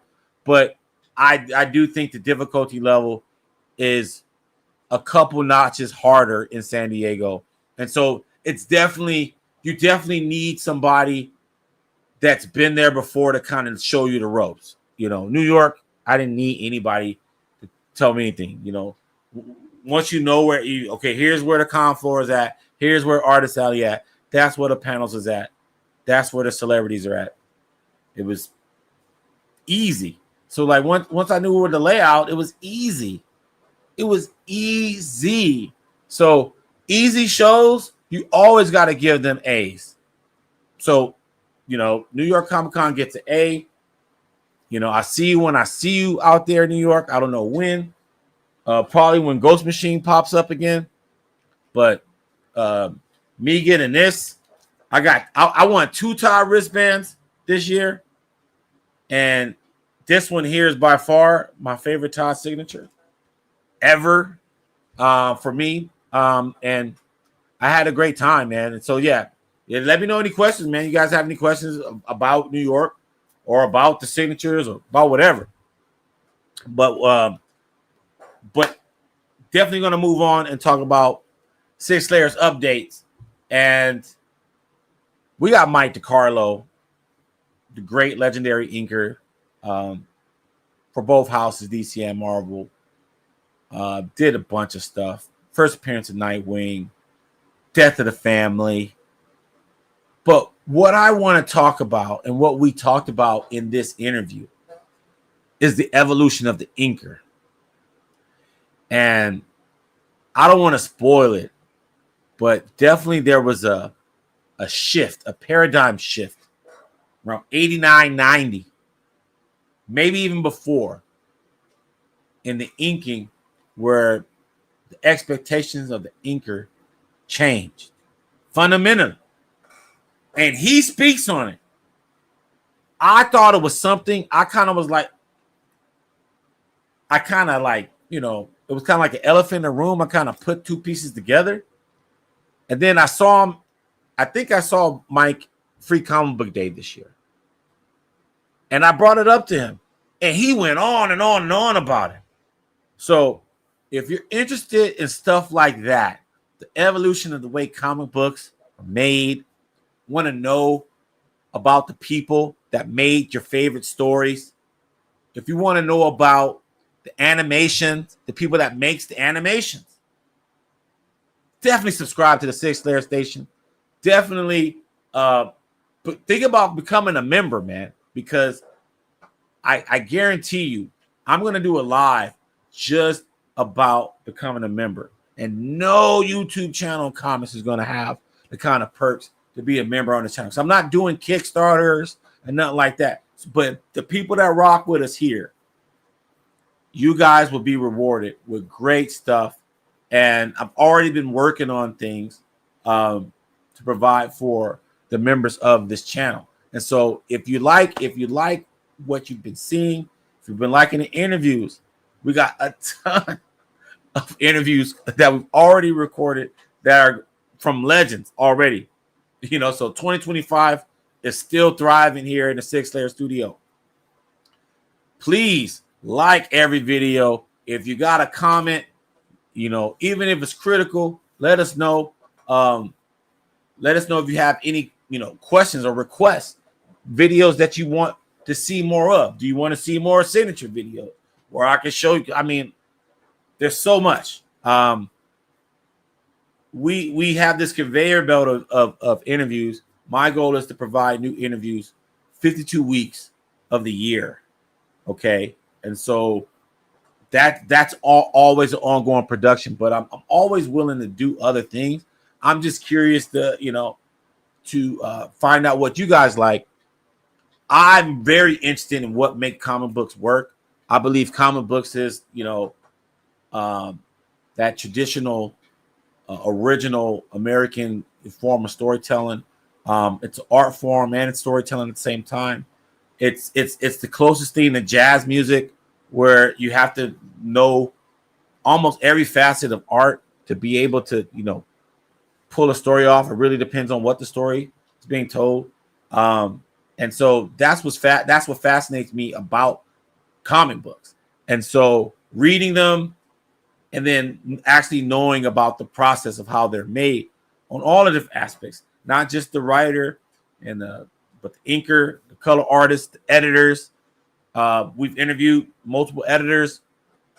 Actually, we interviewed an editor this week, and I want to show you guys that right now. So I'm going back to the overlays. Boom, it shows you what was in the Cheez-It box. There was more, but I showed you the highlights from the Cheez-It box.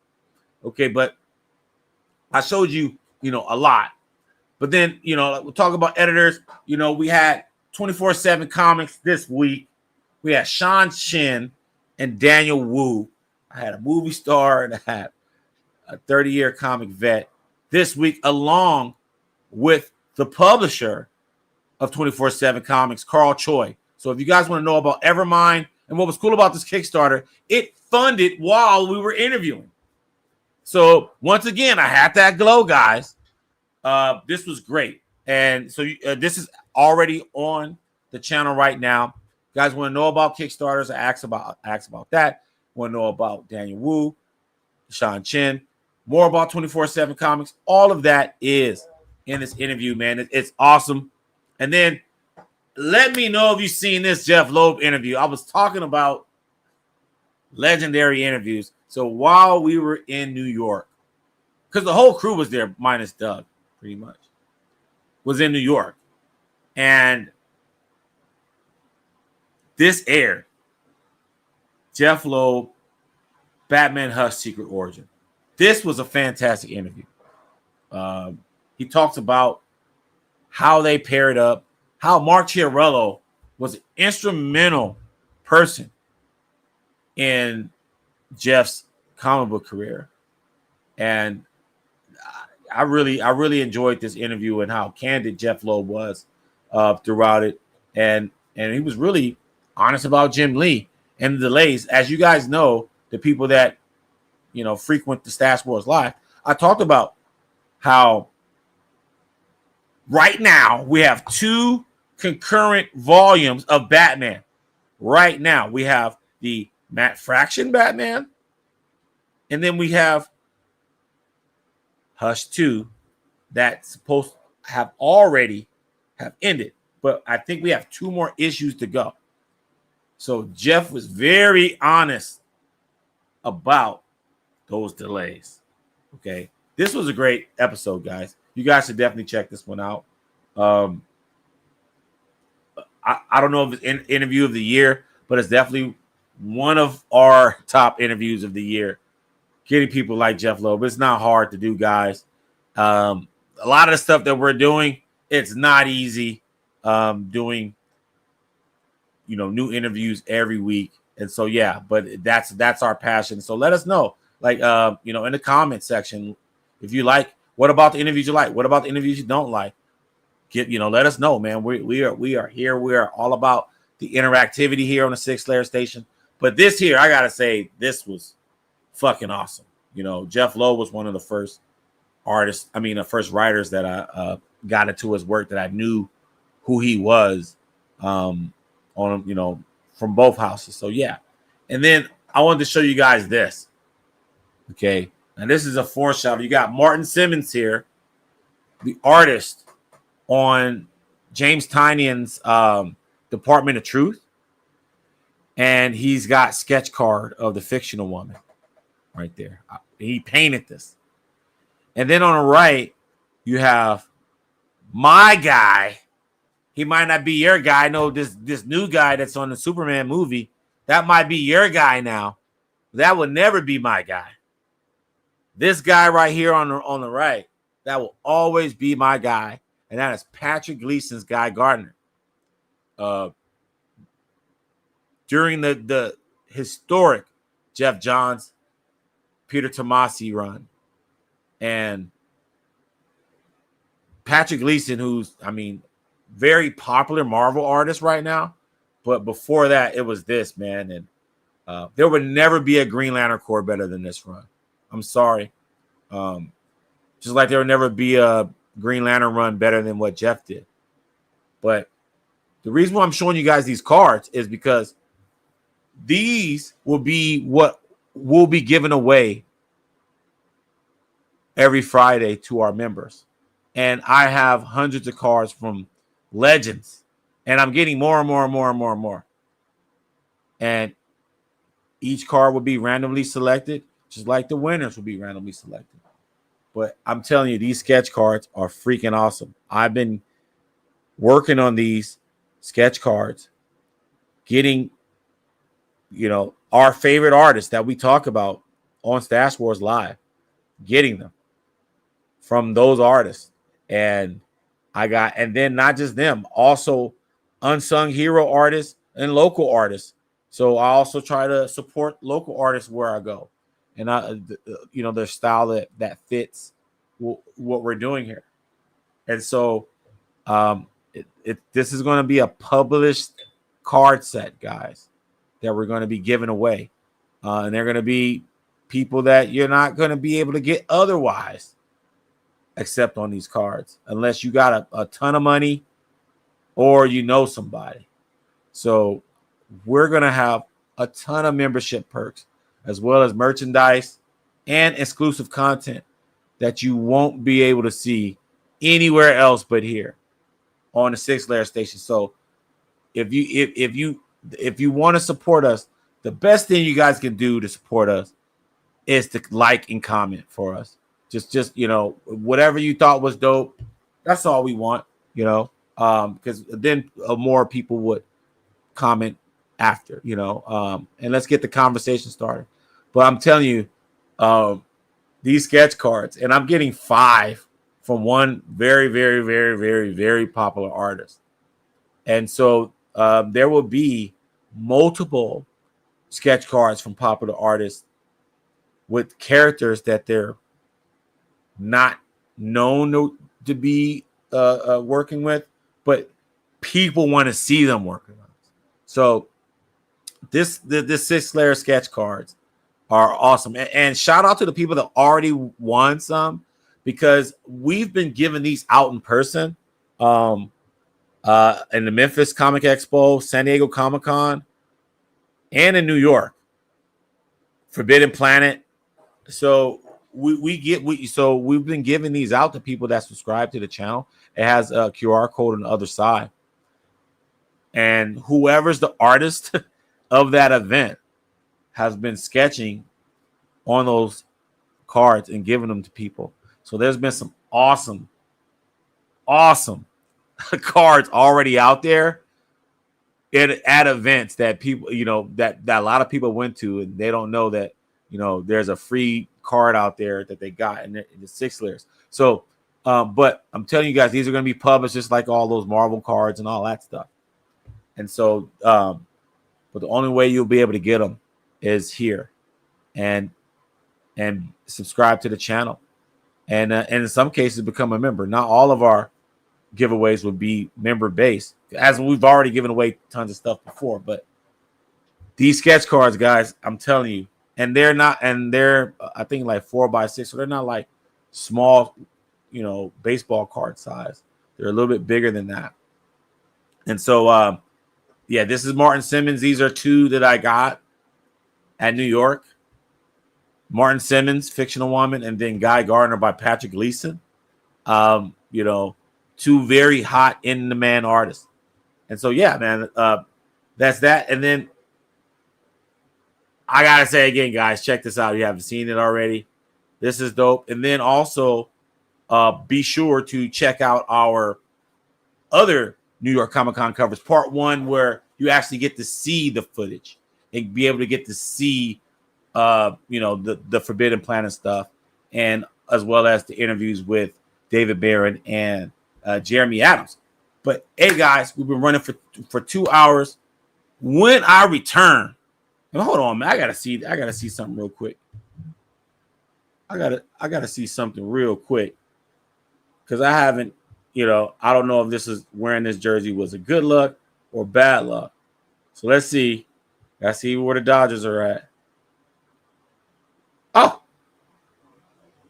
5-1, bottom of the 8th. Okay, so hopefully we're in all this was good luck and the Dodgers are in the World Series. But with that said, guys, please smash the like button. Please subscribe if you haven't already to the Sig Slayer station. I got a couple new Doug Mahnke animations dropping on Tuesday, as well as an interview with Mike DeCarlo on Thursday, and new episodes of The Process featuring David Brand with this new pro talk conversations. And, you know, we're interviewing pros from every facet of the comic book industry. So those are cool too. And I did want to show you guys that too. If you guys haven't seen this one, this was a fantastic episode with Dinesh Shamdasani, the publisher of Bad Idea. And, you know, there were a lot of bad ideas these guys came up with over the last few years that I thought were just absolutely crazy and bonkers. And Dinesh really gives us the behind the scenes on a lot of these creative decisions that they made as for marketing plans to promote Bad Idea. So definitely you want to check this out. This was probably my favorite episode of the new season of The Process. And it's because of, as a collector, as a reader of comics, as a person that's super critical about variant gimmicks, these guys flip and shit all over variant gimmicks. So I really thought, you know, this was a very insightful and comical interview. So definitely check out that. But that is all for our show. Go Dodgers. Okay. Hopefully next time you see us, we are in the World Series. Okay. And yeah, please subscribe. That's all for our show. Let me know if you're watching this on the rewind. Let me know what you thought about the haul, man. Was it epic? Did you think this is one of a kind, man? This by itself makes it epic, in my opinion, right here. So please let us know what's popping. That is all for our show. If you like what you see, please subscribe and hit the like button. This is Sig Slayer, Stats Wars Live. We'll be here again next week. We are out. I don't want to say peace yet. Peace!